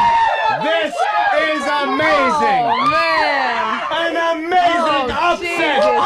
This is unbelievable. Not yet. 35 seconds. Oh, wait, there's a flag down. Don't do that. Wow. Mikey Boy to fuck my tits. Come on. Fuck my tits, pulls it in. Shell Bink makes it official, puts up another And CPA. it is good. It is. Oh, my God. 17-14. Amazing. Goodbye, Jeter. Fuck the stupid cow talkers and their goddamn, we're gonna what is that? We're gonna patent their perfect season. There's Fuck your you. perfect season. Eat that. Unbelievable. That hurt. The excitement level. Mr. B, you have to understand. Perfect catch. They had the ball. .net had the ball on the 19-yard line with 2:30 to go. Yes. Look at that What a smile. drive. What a drive. 2-minute And drive. the key play, possibly the greatest play in Super Bowl history. Absolutely. Yes. It is mine. It's the greatest Yes. play ever. Absolutely. And literally, they are 35 In the seconds away. If they In Board Bowl history. Yeah. Shit. They are 35 seconds away. I'll write a check to the NFL. I mean, we're talking history here. 35 seconds away, and they will never be called the Jew York Giants. Are you sure? No one calls them that. Except Billy Blowhard. I just heard it. Nixon, maybe. He's Me and my already dad got used to throw Gatorade that on. around, and then we'd laugh. One thing to look after, Mr. B, is that Shell Bink has had a problem with kickoffs. Oh, if boy. she fucks this one up, goes out of bounds, she's led the league in out of bounds kicks. That gives Proud Talk great field position. Did you see what happened on the sidelines when Eli was looking up and giving a finger to his brother? So sweet. It was Mikey Boy, yeah. When did you switch over to the big game? Oh, I have a radio in my ear. Oh, okay. Listening to Sirius. They're great. Here you go. Here it is. And there he is! Knock him down! Wow. Wow. All right, here we go. All right, Yes. here comes HTG All right. for a final stand. And Pretty 28 boy. seconds left. I like calling HTG Pretty Boy. Why would you? Oh, it's Bobby Kelly crying right now. Bobby Kelly is crying right now. Oh, He's got to be going insane. his little lover has just disappointed him. 3 timeouts left for Pal Talk, though. Oh, that's true. I guarantee you Bob Kelly is gonna be that so right now as we happy speak, to cuddle. Giselle is blowing a photographer. trying to get back on a cover. Unbelievable. Do you think the big story is going to be the ankle? Yeah. I think that's going to be the big excuse story. The big story is going to be that this is the greatest Super Here Bowl it is. anyone's Oh, ever boy. seen. Chance to turn it down. Insult to injury would have been good. No, Look at the fear in his eyes. He doesn't have it. No. It's gone. I have the Tiger, Rock. He I have the doesn't, Tiger. he doesn't have it. Doesn't It's gone. have it. I know, but that was. Hey, Mr. B, remember in Madden on Friday we said Giants. I mean the Palto.net is not making that was a pick that was supposed to be made. So Can I tell you something? The thing that we will always remember is Shitfinger. That's what turned this game around. That's true. And that people will forget. Mikey Boy Effie Boobs was a lot better than Shitfinger It did wouldn't it. have happened without Shitfinger. Thank God for Shitfinger. Come on. Defense has played huge all year clutch. I mean, It's the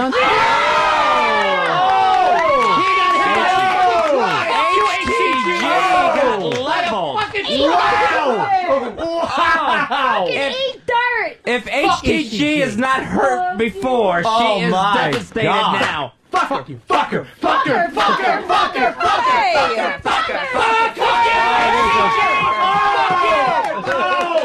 Face first. Oh, this hurts. Wow, this is tragic for them. What an upset. 21 seconds left. I think Paltalk has one timeout left. Here comes HTG. I don't remember who's Paltalk again. Paltalk is the soon-to-be imperfect team. Look at you old Samoan. You're never going to get a ring now, are you? Can I remind everybody I had a dime that every time you said that. Lily's gonna have to come over? Well, let's not count our chickens come yet. on, we got 19 seconds. Oh, yeah. What happened? There was a little bet. That's right. I forgot. You guys get Lily? Now, if yes, this team Come on, here. me. Lily, no pajamas. Oh, here it is. The Hail Mary. No flag. No flag. He never touched him. He touched the ball. Oh my God. This is the game. Holy shit. What a All play right. by RunFez.net. You know what? Pointing at their washes. Not. We're going to do it. Look One at me, more. Fez, and set it down. It's over. Look at him. Look at this. Oh, He had a hand to what step there, too. Stan, you're on the Run and Fez show. Beautiful. The Opie curse has triumphed. Yes, the Opie curse. Opie said the Opie curse was gone. But he had insisted it was over and that the Patriots, that Paltalk was going to win. Yeah. And obviously the curse back in full force. Here we go. 10 seconds. Fourth down, second timeout, and 10 seconds Here it left is. in the Paltalk. Lily, drive. pack your Wait a PJs. second. No PJs, no PJs. Oh, shit. That's right. Fuck the PJs. We all sleep nude. Yes, we do. You too, Lily. No wonder she's hiding. You guys would have had her in the trunk right now. She'd have been down there in the trunk tied up, regardless of who won. Hopefully for you guys, she cries. But that might be just That's my how own I like them, Ronnie. Yeah. The only thing Anthony doesn't understand is that I'm going to lock Anthony in a room and Lily and I are going to go away. With all the cameras I have in that house, I don't care. I'll jack later. Here's Johnny! Look at RunFez.net showing off their caps already. Big game champions. No. 10 Put seconds. in their faces. 4th and 20. Is there any chance, Dave? Paltalk. Copyright the name Perfect Season. Oh, big mistake, Paltalk. You're not perfect. Oh, You look just at the won looks Super of Bowl. disappointment. Yeah. Oh. Dave, is there a chance? There's no chance. No. You're saying there's no chance. Jinx is nothing. No chance. Look at this. No the big chance. Hail Mary. Here it is. It's up. No flag. And that is it. All right. The ball turns over. Unbelievable. Unbelievable. What was it? I want to thank my mother. I want to thank my father because I know if I wasn't here, this wouldn't have happened. That's true. I want to thank everybody. What an amazing game. Look, the Patriots are running off the field and it's not over yet. No, the Giants, the Paltalk. There's still turned a it over. second up there. Onside kick. That's Tasmaniac. He was the first one to run out, Mr. B. We know RunFez.net still has to down it. I know, but Tasmaniac, the head coach of Paltalk, ran out. But so you game's can't. over. You still No, have rules. Yeah, You it have doesn't to take matter that what- snap. It was But fourth down. basically, he's on the relinquishing This victory. is the But you internet, can't not the do Wild that. West. You can't throw a towel in the game. They gotta go over and take a fucking snap. Here to clear the field. If Mikey Boy does not get MVP, Oh, no, he's I'm going MVP. to piss on my own ass. Amazing. That play will go All right. down in history. Yeah, that absolutely. play was amazing. Greatest upset, greatest pass, greatest play in history. I've never. I mean, the '96 Yankees came out of nowhere. This blows them away. This is the best fucking championship. A message board win? By People- RonFez.net, Amazing. best championship ever. Let me also say this. I say RonFez.net repeats. Maybe I'm crazy. Wow, it's a dynasty. Yeah. It's the birth of a dynasty. Birth of a dynasty. Fuck you, HTG! No, I want to fuck her. That's what I'm saying. Oh, okay. Well, wait, one more down. Oh, right. They cleared the field? Clear the field. Well, there so it is. men are playing a game. RonFez.net does go over Pal Talk. Hey, Toby, you're on RonFez. Yo, I got a spy report. Spy report. All right. Spy report. Giants win. Oh, no! You're kidding! The Giants won the Super Bowl! Wow! Also, Giants! And What a with the day! Giants winning also, this makes it a hell of an evening. Yeah! Wow. Yeah, Who's and- crying? oh my God, he gave it up. They're running it back. Oh, no. Oh, my Sheepy, God. why are you crying, buddy? I'm not. What's the matter, Sheepy? I'm not crying. What are you upset about? Just say it. Are you crying that Earl's playing this hack song? Okay, Lily, we are free on Friday night. If you'd like to come over, then Sleepover party. You know, Sure, I it's think going to be it's- so much fun. Well, there won't be a lot of fun. sleeping.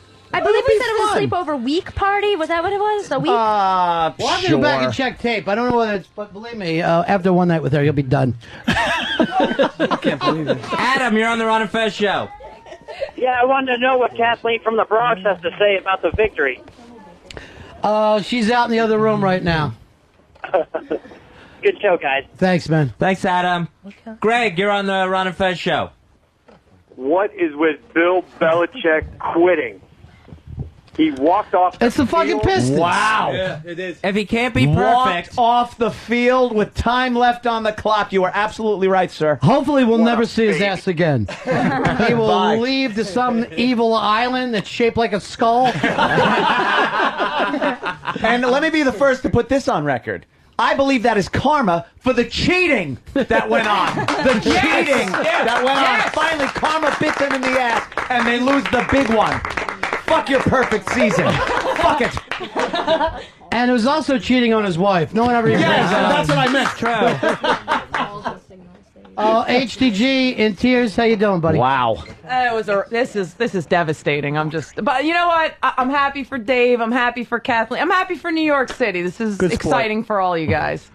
Thanks for Thank you very sharing the bed much. tonight. And Mikey Boy. I'm really happy. I love Mikey Boy and .net. Yeah, let's try to get a hold of Mikey Boy so we can congratulate him on the win that he had today.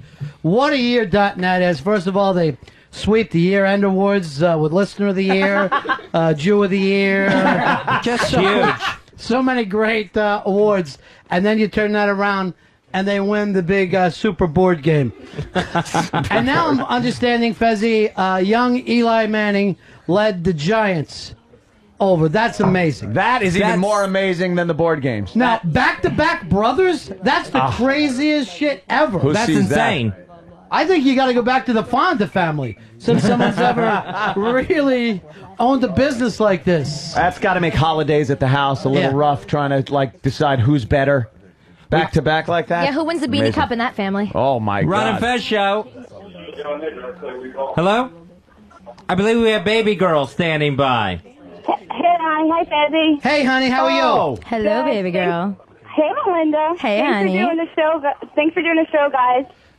Baby girl, I do have some bad news for you. What's that? Lily's in and you're out! You're out! Oh, no.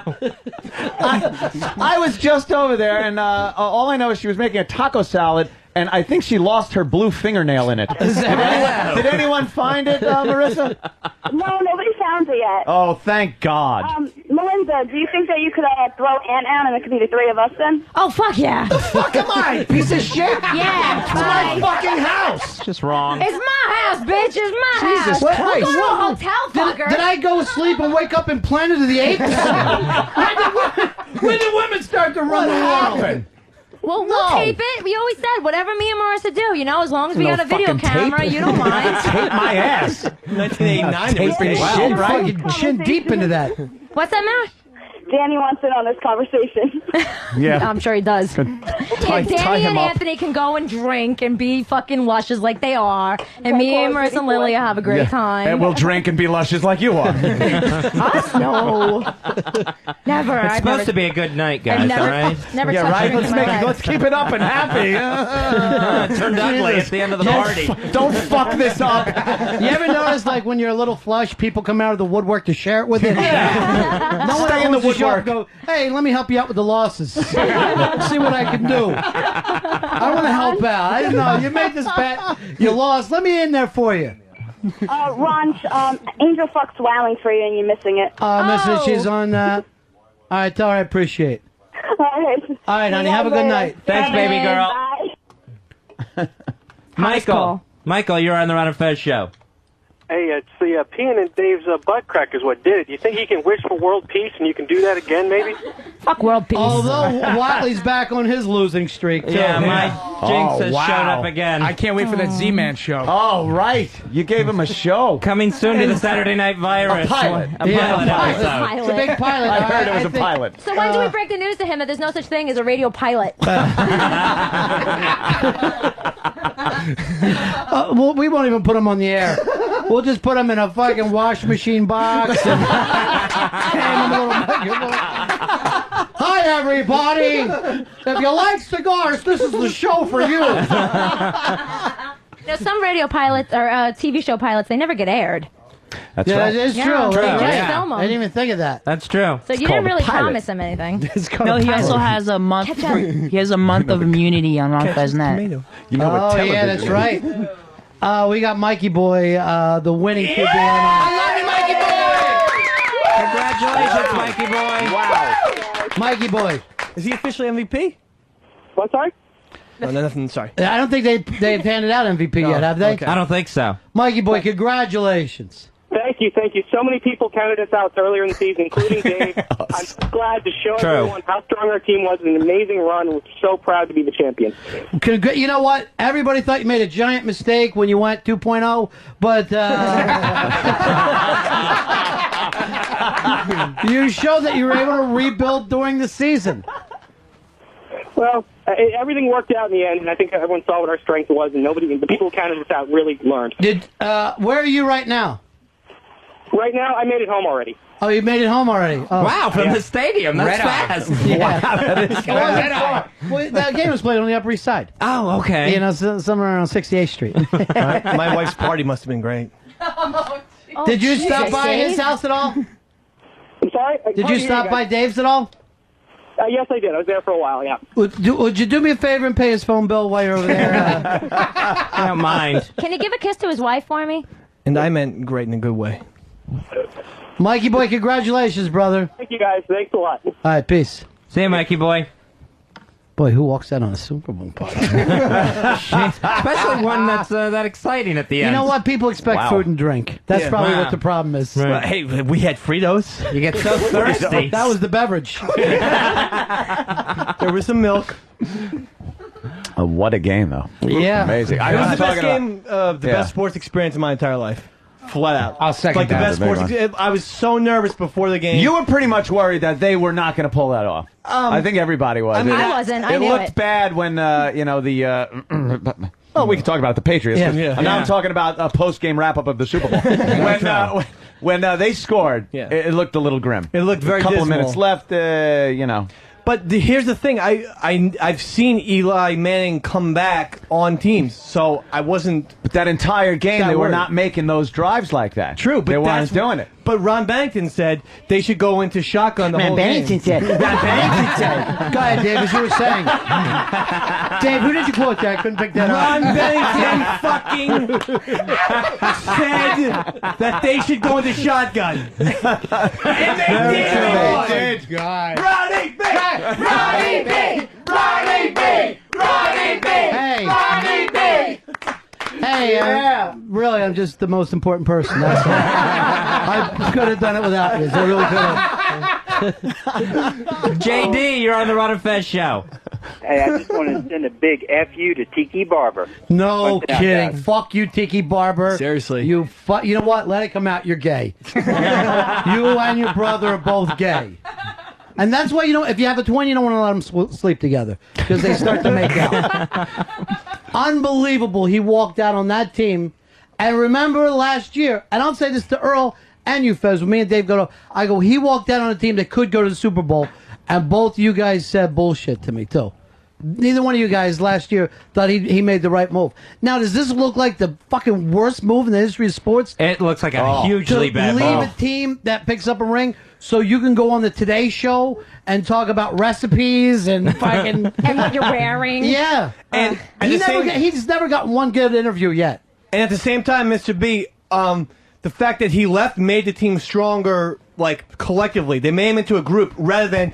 This is Making the it all offense. Tiki. Yeah, Yeah. this is the offense that is run by Tiki Barber. So let's face it, he was the worst thing, but he was the thing holding that team back. I agree. Obviously. And he has the balls to run Eli Manning down?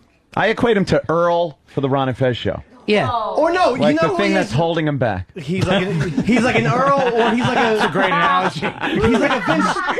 Let me just say this. Pitsy reiterates. Great analogy. The first word Pitsy said today. Let me... I don't give a fuck. My team won. He was just biting his nails off. I think we have a nail biting contest. And let me be fair to Earl. He's just one of the Tiki Barbers I have in my team.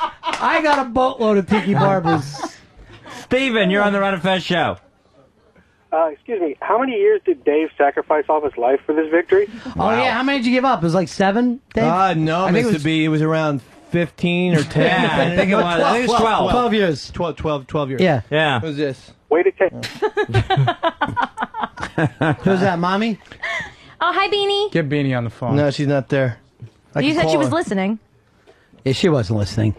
He thinks because she went to every Little League game. And he listens to every show he does now. Earl, we haven't heard from you, a big Jets fan. Is this rough for you, or are you happy? This is brutal for me because I'm a Jet fan and I'll never see a Super Bowl. Yeah, but they weren't playing. Why did I see you run through the fucking crowd, high-fiving and feeling excited? I just got so caught up in the moment. I really did. I'm running through the hall like, Hey, the Nazis win! I just got caught up in the moment. World War wants to be II. white so bad. He loves seeing people happy. I just kept saying, Why this kid's does gonna he do lie it. when he doesn't have to? There was no reason to make up a lie. I'm devastated. No, but I'm a Jet fan. I will never see this ever. I mean, I've been a Jet fan since I was 11 years old. I've never. I bet you're lying about that too, Earl. He told me Not even before a he Jet didn't fan. care about because pictures of catchers are in 10 days. He said he didn't give a shit who won the game. Is he touching his face? No, I'm not. I'm just Scratching his head sheet. It's all right if you're touching your face, Earl. That's a sign. It's not a sign. Lying. Gang sign. I'm just saying. Is he making a weird E with his fingers all crossed over? Earl's just saying, so he must be lying. Earl, does this make you feel like Obama's going to win? Oh, Obama's winning. Ah. Obama is he? Run for the hills. Please, God, let's have an upset, too, on Election Day. Oh, there'll be an the upset. upset will if be Obama Obama wins. 08. Larry, you're on the Ron and Fez show. Go ahead, Larry. Hi, Larry. Hey, Anthony, is there going to be a sex tape available we could buy with you and Lily and Melinda? Well, Yeah, except Anthony won't be part of it. Would you shut up about me not? Why the fuck do these girls pull this shit all the time? And then you can stay out of it. Then everybody's the fuck out. I'll invite guys over and have a big gay off. I'll have a big gay off in my fucking house. Yes, come on, everyone over for butt sex. Come on. Oh, fuck the girls. Me and Fez and fucking everybody. Ronnie Sheepy. Come on, let's suck each other's dick. What the fuck is this about? That's the best party. No. I'm not being cut out of this. I'll bring Come chips. on. I'm smart. I'm smart. I was passed over. Okay, you can hold the camera. Well, I don't remember, Melinda, when you joined, this act turned into the Bickersons. There's a battling Bickersons. We got a whole console between us. It's horrible. It's a fucking radio Okay, Lockhorns. do you like this better? Do you like this better, baby? I've never seen Anthony's cock harder than when there's another girl in the bed. Oh, shit. Wow. I don't know if I like that, or maybe you shouldn't have said that. I feel like I need to leave. Exactly. So Lily is me and you, baby. Jesus. Wow. We can't have Anthony be Suddenly she embarrassed. turned into Everybody Loves Raymond's wife. Whatever you want is wrong. It's just wrong. I'm the fucking idiot. I'll tell you what. I'll never fucking touch the bed. Okay. All right. Walls for all yous. Walls for all you bitches. I like that. Remember when you said let's go out on the balcony? Up against the wall. We have a balcony. I know. The neighbors might not enjoy that. Did you see our new neighbors? What is he doing? No, we have a new This neighbor. doesn't happen in our neighborhood. In our backyard today, there was an Asian man walking around watching me in the bathroom. All right. Really? Yeah. Might have to break out some artillery. Or some curtains. Just you fire a fuck. few. Sheep. It's the Bickersons every weekend. On that Thank you, ladies and gentlemen. And scene. The Battling Bickersons. We got another Larry on the line. Larry, you're on the Ron and Fez show. Hey guys, Anthony told me I have a radio show to do tomorrow. What? He's asking if Anthony has a radio show to do. You know what? I'm gonna go. Come on. I want to go way back. What was the old comic strip reference you did? The Lockhorns? The Lockhorns. That is so fucking obscure that I almost dropped Mike. I'm like, only Blowhard is hitting his all those Lockhorns, will they ever get along? Never. God, that's so funny. Look, she's criticizing him about him paying the bills again. Oh, and then he hates her cooking. Hysterical, the Lockhorns. That's so funny. He hated that as a kid. It's like a 1937 AP. Why are they around so long? Ron, you're on the Ron and Fez show. Hey, divorce. Be funny in one panel he kills her. What's that, buddy? Hey, buddies. Well, it looks like Mikey Boy's going to Disney World, and HTD's going to go and cry on Pal Talk. Yeah, but her tits still look beautiful. Look at them in that sweater. Look at those puppies. Oh, yeah. So Mikey Boy is the MVP. God bless him. He deserves it. So it's back-to-back brothers as MVPs. I mean, in the history You'll of never see that the rest of your life. sports, in the history of sports, will you ever see that again? No. Sports. No. I mean, I happen. can't even think of like. I mean, it's players. such a freak to get one kid in that league. Right. Yeah. How about the Alomar brothers? Roberto Alomar, one for the Blue Jays, and then Sandy Alomar if Earl's around. Oh, look at the hybrid Cadillac. Yeah, but Earl doesn't Eli answer. won it. No, Earl's all Earl's around. because he got caught lying. He's like Sheepy's an asshole. Earl is not paying attention. He has no idea what's going on. Not paying attention. Just another day. Look at him just chewing on his pen. Tom, you're on the. Well, there it was. Arguably the greatest Super Bowl I've ever seen. Where does that rank? I know you're a Giants fan, obviously, Dave, but in overall Super Bowl quality of games, where would you rank that one? Number one. The Giants, though, have 4 Super Bowls. 3 of them have been absolutely classic games. The Giants-Bills was 2019. That was a tremendous Super Bowl. But this one, 17-14, and then what was the other one? 21-17, I believe, was the other Super Bowl. And then their one win over the Broncos was 39-20. And then their other appearance in the Super Bowl, they lost, obviously, to the Baltimore Ravens. But with everything that's at stake, that's the key. 18-0, Bill Belichick, Tom Brady, Randy Moss, reclaiming his dominance, Randy Moss. Tom Brady emerging as the GOAT. He's going to have the Super Bowl rings to prove it. Bill Belichick emerging as the GOAT. 18-0. And little Eli Manning to David Tyree with the helmet catch. And I love these people who go, well, the Giants were lucky against the Patriots. Shut up. That's but listen. That's how you know you know absolutely jack and shit about sports is when you say stupid stuff like the Giants got lucky about things. Eli Manning should have been sacked on that play. There was at least 2 times where Eli Manning had no business staying on his feet. He absolutely should have gotten sacked. Then he throws the ball 45, 50 yards down the field. It's a strike. David Tyree has to jump for the ball, but that's where the ball's supposed to be. He's throwing a jump ball to his wide receiver, and it's perfectly on the money. And yes, then Tyree uses the helmet, so Tyree does an amazing job. I'm not taking anything away from David Tyree, but Eli's throw and his play and not getting sacked was incredible. That is an amazing game. That's the best fourth quarter in Super Bowl history. And that is an incredible game. So that is why I would rank this my number one Giants Super Bowl and really my number one football game of all time. I could definitely see that. For me, I was rooting for Ohio State against Miami in the Fiesta Bowl that went into triple overtime. Maurice Clarett stripped the guy I was the only Ohio State fan in the South surrounded by a bunch of Miami. It was the greatest thing ever. And I can imagine it's pretty hard to top that. As a Giants fan, watching these bad guys lose.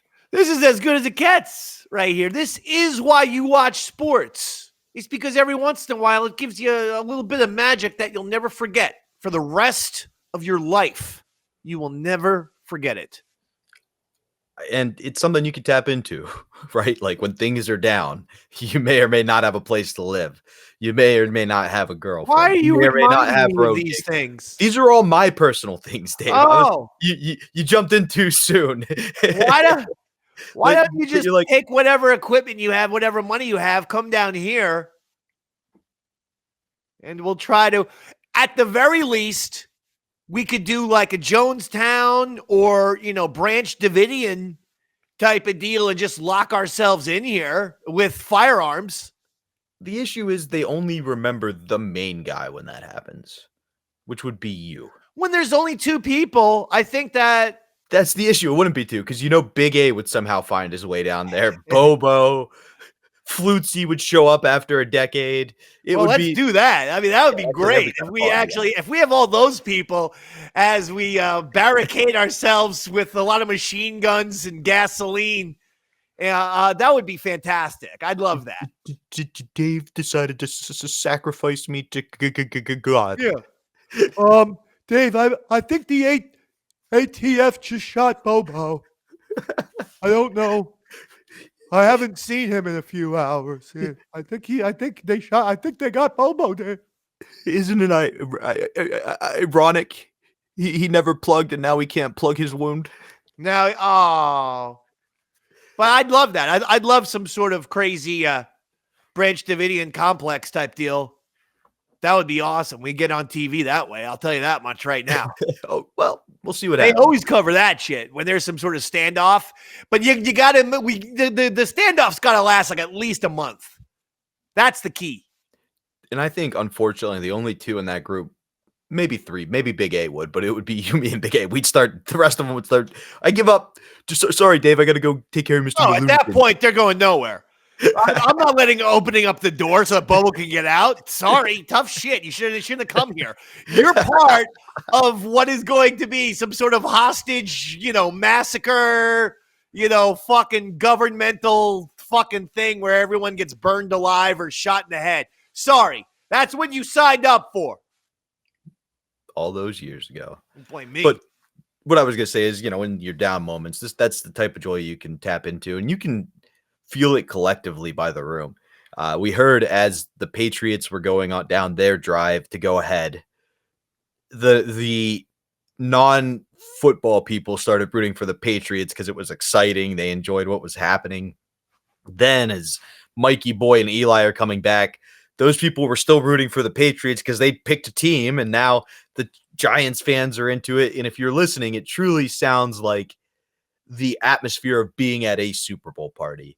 Oh, yeah. Is that what you guys were going for when you envisioned the show? Like that feeling of, I'm there. I'm a part of this. Let's just play the game, put it on, turn it on, have some drinks, have some food, have a good time, be lively, mix it up. 100%. Yeah. And the intensity absolutely ratcheted up. Obviously in the game, but with all of us in the studio, I remember the studio getting more packed because the people outside wanted to come in and sort of watch this fourth quarter. So there was a lot of excitement in the fourth quarter. The fourth quarter is the star of the show. Let's be honest. By far, absolutely. And that's why we jumped from the first quarter to the fourth quarter. If you're We listening, did one of those Yankee classics where, Ron Guidry, strikes out 18. You don't need to see the bottom of the fifth when the Yankees are up, and they get guys on first and second, hit into a double play. Someone strikes. Like, they don't need to show you that. So they go, due to time, we're just going to show you why you're here. Really, why we're here today is that fourth quarter is the best fourth quarter in Super Bowl history. And some of the best radio. And the entire Super Bowl is the best Super Bowl special in history, for sure. And you could kind of feel the excitement in the room. Like, Anthony starts slipping more frequently, saying, the Giants and the Patriots. And we started slipping. Yeah, it was getting very difficult to remember all the names and fucking code names and code words and shit. At one point, I think it was Anthony who goes, "I'll just pay the NFL." And Fez goes, "You sure about that?"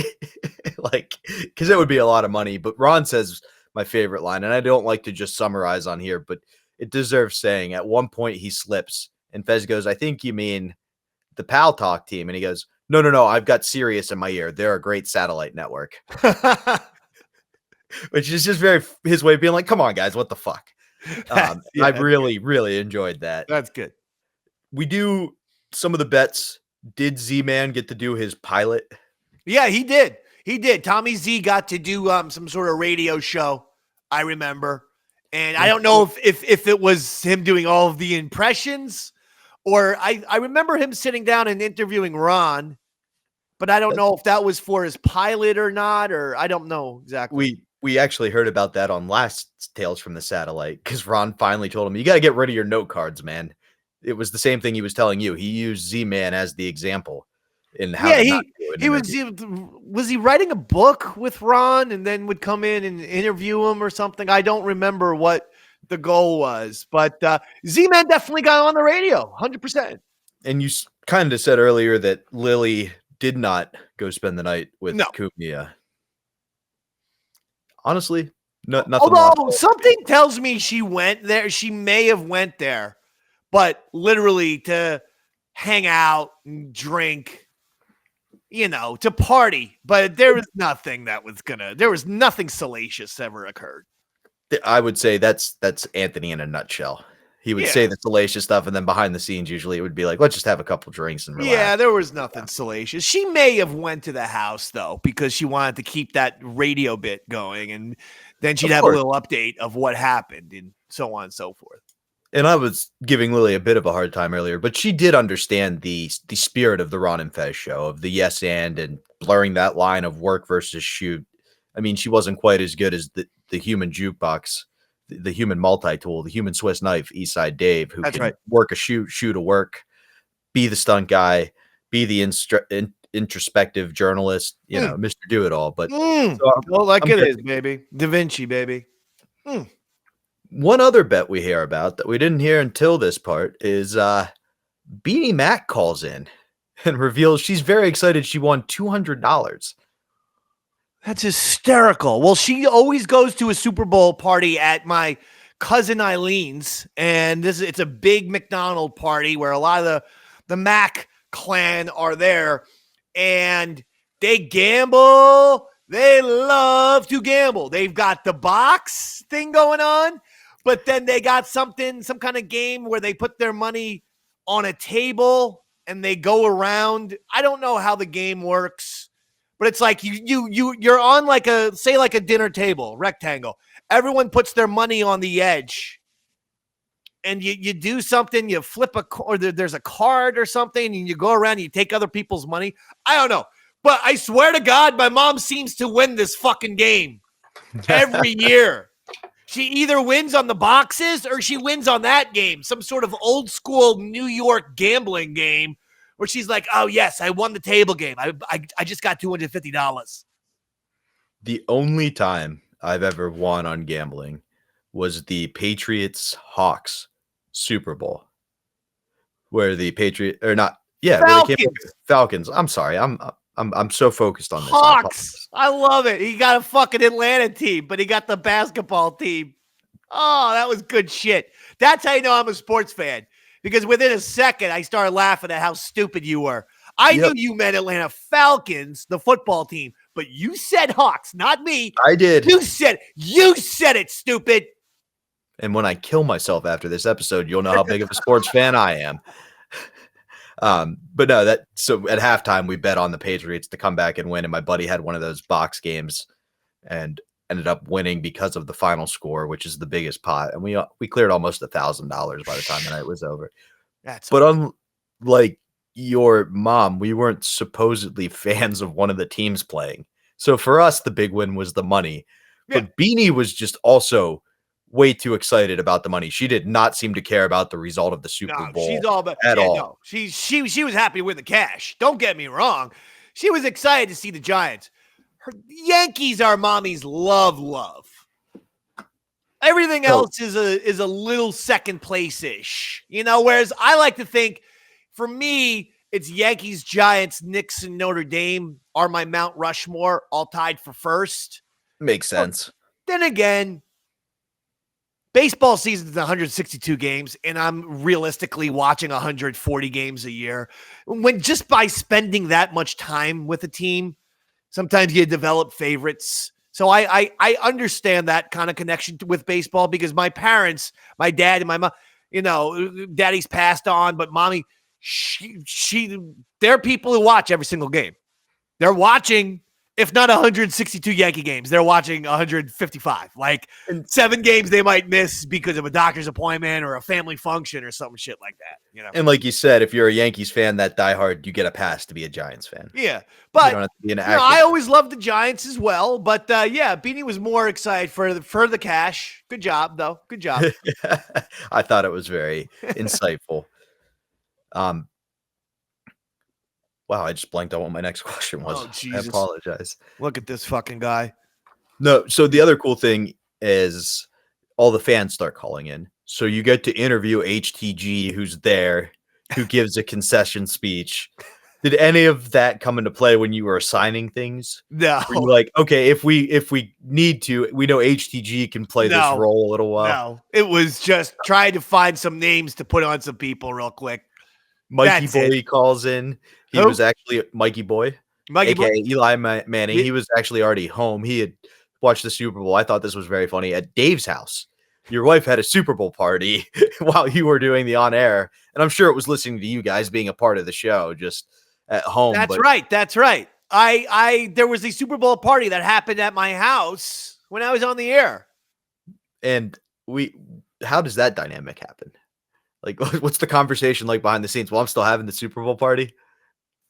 I think I had, before Ron and Fez had the event idea, I had, we're having a Super Bowl party. The second the Giants beat Brett Favre and the Packers. That was it. So, I sent out, texts or whatever like this. Hey, my house, 2 weeks, Super Bowl party. Let's go. Let's get it done. And then we're doing the show. Yeah, that would have been rude to, tell all those people they're not invited. So they were allowed. But all those people pretty much had duo invitations. They could have showed up, all the same people pretty much. They could have showed up at Sirius XM or they could have showed up at my house. Either way, totally fine. And if you ever needed more evidence that Dave puts the listener and the show before himself, there it is. That's one example. Threw a Super Bowl party and went and did, but I don't know if you caught this when we were listening. You almost got yourself in a bit of trouble because when Mikey Boy said he was already home, you went, boy, I bet my wife threw a great Super Bowl party. And then you had to backpedal and be like, no, I was being sincere. I'm sure it was great and she did a great job. But if you were paying attention, you heard you being like, damn, I think she blew it. No, some people leave early.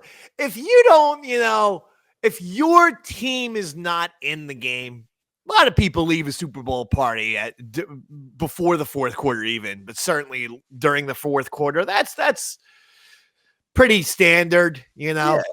especially if you, like you said, your team's not playing, you want to get home, you work the next day or something. Yeah. I get it. You did a good job of being Captain Cliche, they called you, because you would throw out general statements like, I think if we get the touchdown, we'll win, things like that. But it was also funny that you did that on one end, but we're doing things like at one point Sheepy kept stealing Anthony's mic and then pounding it, and you said it's Daniel Day Sheepy and my left mic, and that got Ron to be like, that's the best joke you've ever said. Like, you actually said a joke. Good job. What's your brain like doing the air? Your team's coming back to winning. How are you balancing all of these things, or are you literally just in the moment? Oh yeah, I'm Reacting. not balancing shit. I'm not balancing shit. What are you talking about? You're living in the moment, Daddy. You're watching the goddamn Super Bowl. You're having a good time. If something pops up, you fucking comment. Speaking of not balancing shit, at one point during the pivotal drive, they convince you for good luck you should put a finger in your butt. You did. It became a whole thing whether or not you washed your hands before you touched the food. And the Giants came back and won. There you go. I am very superstitious. Did you, in the next Super Bowl, attempt to bring your team luck in the same way? And did you do it Monday? I wish I had thought of it, but I didn't. I forgot. I also, though, don't believe in forced superstition. I'm very wary of, hey, you've done something and you won. Now you must repeat that. Okay? Okay. That's, for instance, knocking on the Notre Dame sign, completely legit superstition, because they actually do that. Yeah. But if I was knocking on the sign every day, leading up to the Notre Dame Ohio State National Championship, I'd be abusing the superstition. I'd be forcing it. Kind of like Moses hitting the rock. You could say, well, I was wearing these socks when the Giants beat the Packers in the NFC Championship, so I'm not going to change them. Well, then you're going to have horrific smelling feet because it's 2 straight weeks. Let's not force the superstition. Let's make sure it makes sense. Same sweatshirt? Absolutely. It's a Giant sweatshirt. They won when they beat the NFC Championship. I'm wearing this damn sweatshirt again. Oh, 100%. But I don't need to do every last little goddamn thing. Plus, I told you I was at the second Giants-Patriots Super Bowl. I was there in Indianapolis. I was there in the stadium, 50-yard line, 20th row, unbelievable seats. I couldn't be getting away with doing the finger in the bum. Chris Berman, someone would have seen me and fucking, got me ejected out of the stadium, and I would have never seen Eli Manning to Mario Manningham on the sidelines and Giants crush the Patriots' souls yet again. I would have seen that if I'm doing finger in the buddy. Very fair. Very fair. I was just curious. I wish I had done finger in the buddy for when after the Giants won that second one, and I ran into ESPN's Chris Berman and just tried to give him a nice hug on the shoulder, and he says, "Get your fucking hands off me." And I'm like, gonna have the punter of that shitty Indianapolis Colts team steal your whole identity. Yeah, I mean, okay, Boomer. Hey, Chris, it's a Super Bowl. The Giants just won. It's one of the greatest games of all time. There's confetti. There's people going nuts. And I'm just like, hey, can I take a selfie? Get your fucking hands off me. I wish I had put the finger in the butt. And I wish I put in Chris Berman's fucking ear. That's how you get ass and ear disease. Son of a bitch. And I was happy to see last year, and we did this on the Davey Max Sports program, but last year there were pictures of Chris Berman at a celebrity golf tournament pissing himself. He had urine all over the crotch area of his khakis. Well, like I always say, karma gets you in the end, and Davey Mack always wins in the end. That's why they call him Davey Mack, the GOAT. Thank you. We do hear, speaking of Davey Mack, that if the Giants win, you would get to attend the parade and be the man on the street reporter. Did that occur? Did you get to go down there? Did you get any good interviews? no good interviews, but we called in. We had a fantastic time. Me and Pitsy attended the parade. I went to both of the Giants celebratory parades. Wonderful. There's nothing like it going to the Canyon of Heroes. You get to see the guys. They always were wearing, back in those days, they all had the same 3/4 black leather jacket with jeans. They all had the same look. Every single one of them had a black leather jacket and then jeans. And that's how the Giants were rocking their Super Bowl outfit, their parade. They were outfit. The Jersey Boys. Yeah, but it was great. I called Ron and Fez, got some good calls in there. Me and Pitsy had a good time. And then got back to the studio. And it was funny because Ron's like, I'm really surprised you guys came back. Because he thought we were going to be like drinking at the parade the whole time. Yeah, me and Pitsy didn't realize that we had gotten the green light. We actually, we would have been fucked up. But we didn't know that we were allowed to party at the parade. So we just went to the parade. We still had a great time. But we went to the parade. Did our phone call, said hi to Eli, and came back. And Ron's like, I can't believe you guys aren't at the bar. I'm like, shit, Pitsy, we fucked up. No, you're just Mr. Everyday. Even if you were fucked up, you would have come back and killed it. We learned that with Anthony Melinda. That's true. That's true. Speaking of people who wear the same outfit all the time, one person we haven't talked much about this broadcast is Earl Douglas. Oh. After the game, Ron asks Earl, as you heard, Earl, this has to hurt, right?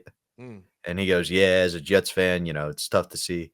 And then the guy who's been getting kicked on the whole episode, kind of voluntarily, so Sheepy grabs the mic and points out, really, because after the win, Earl, you were in the hallway high-fiving everybody and celebrating along with the Giants fans.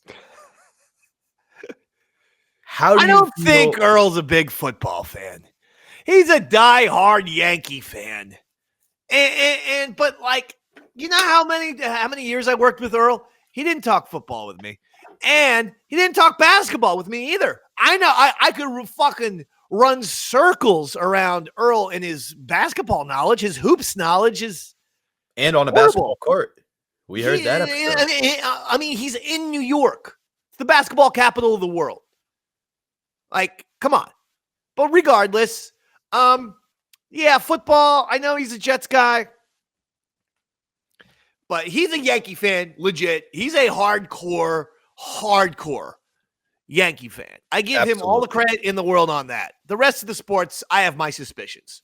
So much so of a Yankee fan that he's willing to turn off the Oscars to watch the game while pretending to do work at the office. Grammys, but I get your point. Grammys, thank you. Turn off the Grammys and then blame it on the fucking newly hired red-haired man named Eastside Dave McDonald. That felt a little racist. Going after the ginger. Well, I am a redhead man. I'm allowed to say that about myself. No, I'm saying it feels like Earl pinning it on you's a little racist, going after the ginger. Yeah. I wonder, Earl. I wonder where my time is gone. I wonder where my things are around. I wonder. Are you familiar with that song? No, I'm not. Rodriguez. I wonder. Go listen to it immediately upon conclusion of this show. Maybe we'll even close the show with it. Do it then. Okay. You're going to have to remind me of the song. You probably should play because we're probably not going to talk about the other Super Bowl, are we? I guess there's always a chance. I was going to say you should play the Tom Brady song. I'm going to open with that. All right, there you go. Yeah. Enough of the shop talk between Bob and Dave. This is come on. From the Tales. Do you feel, I know you've said you don't feel like the Mets and Yankees should be rivals. It should be a little brother, big brother situation. Do you feel that way with the Jets, Giants? Like, hey, it's New York Jets fans. You're welcome to celebrate with us. Or is it different in that sport? No, my point is the Yankees are the big brother of fucking New York baseball. Make no mistake about it. And why I was pissed off is they got Juan Soto, and now they're calling themselves the big brother. Well, you can't do that. Our organization was born before yours by 60 years. The big brother is one who's older. We have more championships, 27 to your fucking pathetic 2, Mets fans. And we were around 60 years earlier than you are. So go fuck off with that. Okay, just because you get Soto doesn't mean you're the big brother. It means your goddamn head is out to lunch is what it means. As far as the Giants and Jets go, same scenario. Giants were around 40 years before the Jets. Giants started, this was the 100th anniversary of the Giants, so 1924, and the Jets started, 60, 61 when the AFL started? So again, we're talking about a team, years-wise, that has the advantage. Giants and Yankees, those are the big brothers of New York sports. Mets and Jets are like the, younger brother rejects. Makes sense, but do you feel like when the Yankees are out of the World Series, are you allowed to root for the Mets and vice versa? I don't. No, I root against the Mets. Okay, I didn't know if there was. So the idea of Earl celebrating a Giants victory as a supposed Jets fan. Yeah, I don't do that. I never root for the Mets. I mean, really, the Mets is the team that I despise. Jets, I started to get pissed off at the Jets during the Rex Ryan era because he did the same shit. He said, we're going to make the Giants the little brothers. We're the big brothers of New York. We're going to show this is a Jet town. Blah, blah, blah, blah, blah, blah, blah. It was great when all those fucking Jets assholes and Rex Ryan said that because all it did was inspire the Giants to go out and win 2 Super Bowls and get Rex Ryan fired. So these teams, the Jets and Mets, have this insecurity about them where they're always so desperate to stick it to Yankees and Giants fans. They should just concentrate on their own organization. Leave us alone. And like they always say, people won't make fun of you for your insecurities. They'll make fun of you for trying to cover them up. So like, stop saying big brother. Just admit that you are and almost adopt that persona. Yeah, I don't know why. Yeah, you could run with it. Be the wacky, crazy younger brother. Literally, Ron describes Eli in that way, where he goes, you notice like little brothers, they don't care as much. Yeah. They don't care about their grades. They're just, so they could adopt all they had to do. And what I'll say is we've adopted the persona of one hell of an episode, I hope. Dave, tell them what else they should listen to you by you. I saw we did a Yaddle Chattel recently. Yep, we did Yaddle Chattel, which we were speaking about the Skeleton Crew. So the show on Star Wars Disney Plus there. Great show, great series. Go check it out. That's Yaddle Chattel. That's all this is on Eastside Dave TV on YouTube or wherever you get your podcasts. You want to watch the show, there it is on YouTube. You want to listen, it's on your iTunes, your Spotify, your Amazon Music, etc. Davey Mac Sports Program. We just had Billy Mitchell, the controversial greatest video game player of all time, who brought the controversy this past Monday. Yeah. Make sure you're watching that episode. Some controversial topics, arrests, court trials, all kinds of things going on. It was a fantastic episode. Go check it out. And Eastside Davidson Wrestling Show. And of course, Davey Mac's Tales from the Satellite. Make sure you're checking out patreon.com/Eastside Dave to get this show before anyone else. And that's it for me. Like Dave kind of nailed it. I've got a few projects in the works. I'll promote the next episode. We do maybe if they come to fruition. And if not, follow me on the socials. I'll tell you where I'm at. I believe the 31st of January, I'm at Soho Playhouse for Casket Comedy. Come check it out. On that note, fuck Tom Brady. That's right. And good night, radio. It's Giants time in the Super Bowl. Eli Manning and Antrell Rowe gonna win. Yeah, dominate, baby. Gonna fuck the shit out of Tom Brady. That's right. Lawrence Times kicking in your face. Yeah. Tom Coughlin, give us some bass. Bob Dylan said, gonna fuck the shit out of Tom Brady. Tickle me Elmo, no tackle me Osi. Belichick, Brady, all pussy and pussy. Giants Cape Fear, Eli's Max Katie, gonna ruin your boat. Badly, Tom Brady. Break it down, Roy Schaefer. Come on! It's a Davey Mac Sports Program. Subscribe on iTunes, Daddy, and listen on Sirius XM. Wyclef Jean is from fucking Haiti. Gonna Fuji your shit. Tom Brady. Pirate says, ahoy, matey! Gonna watch the plank and fuck you, Tom Brady!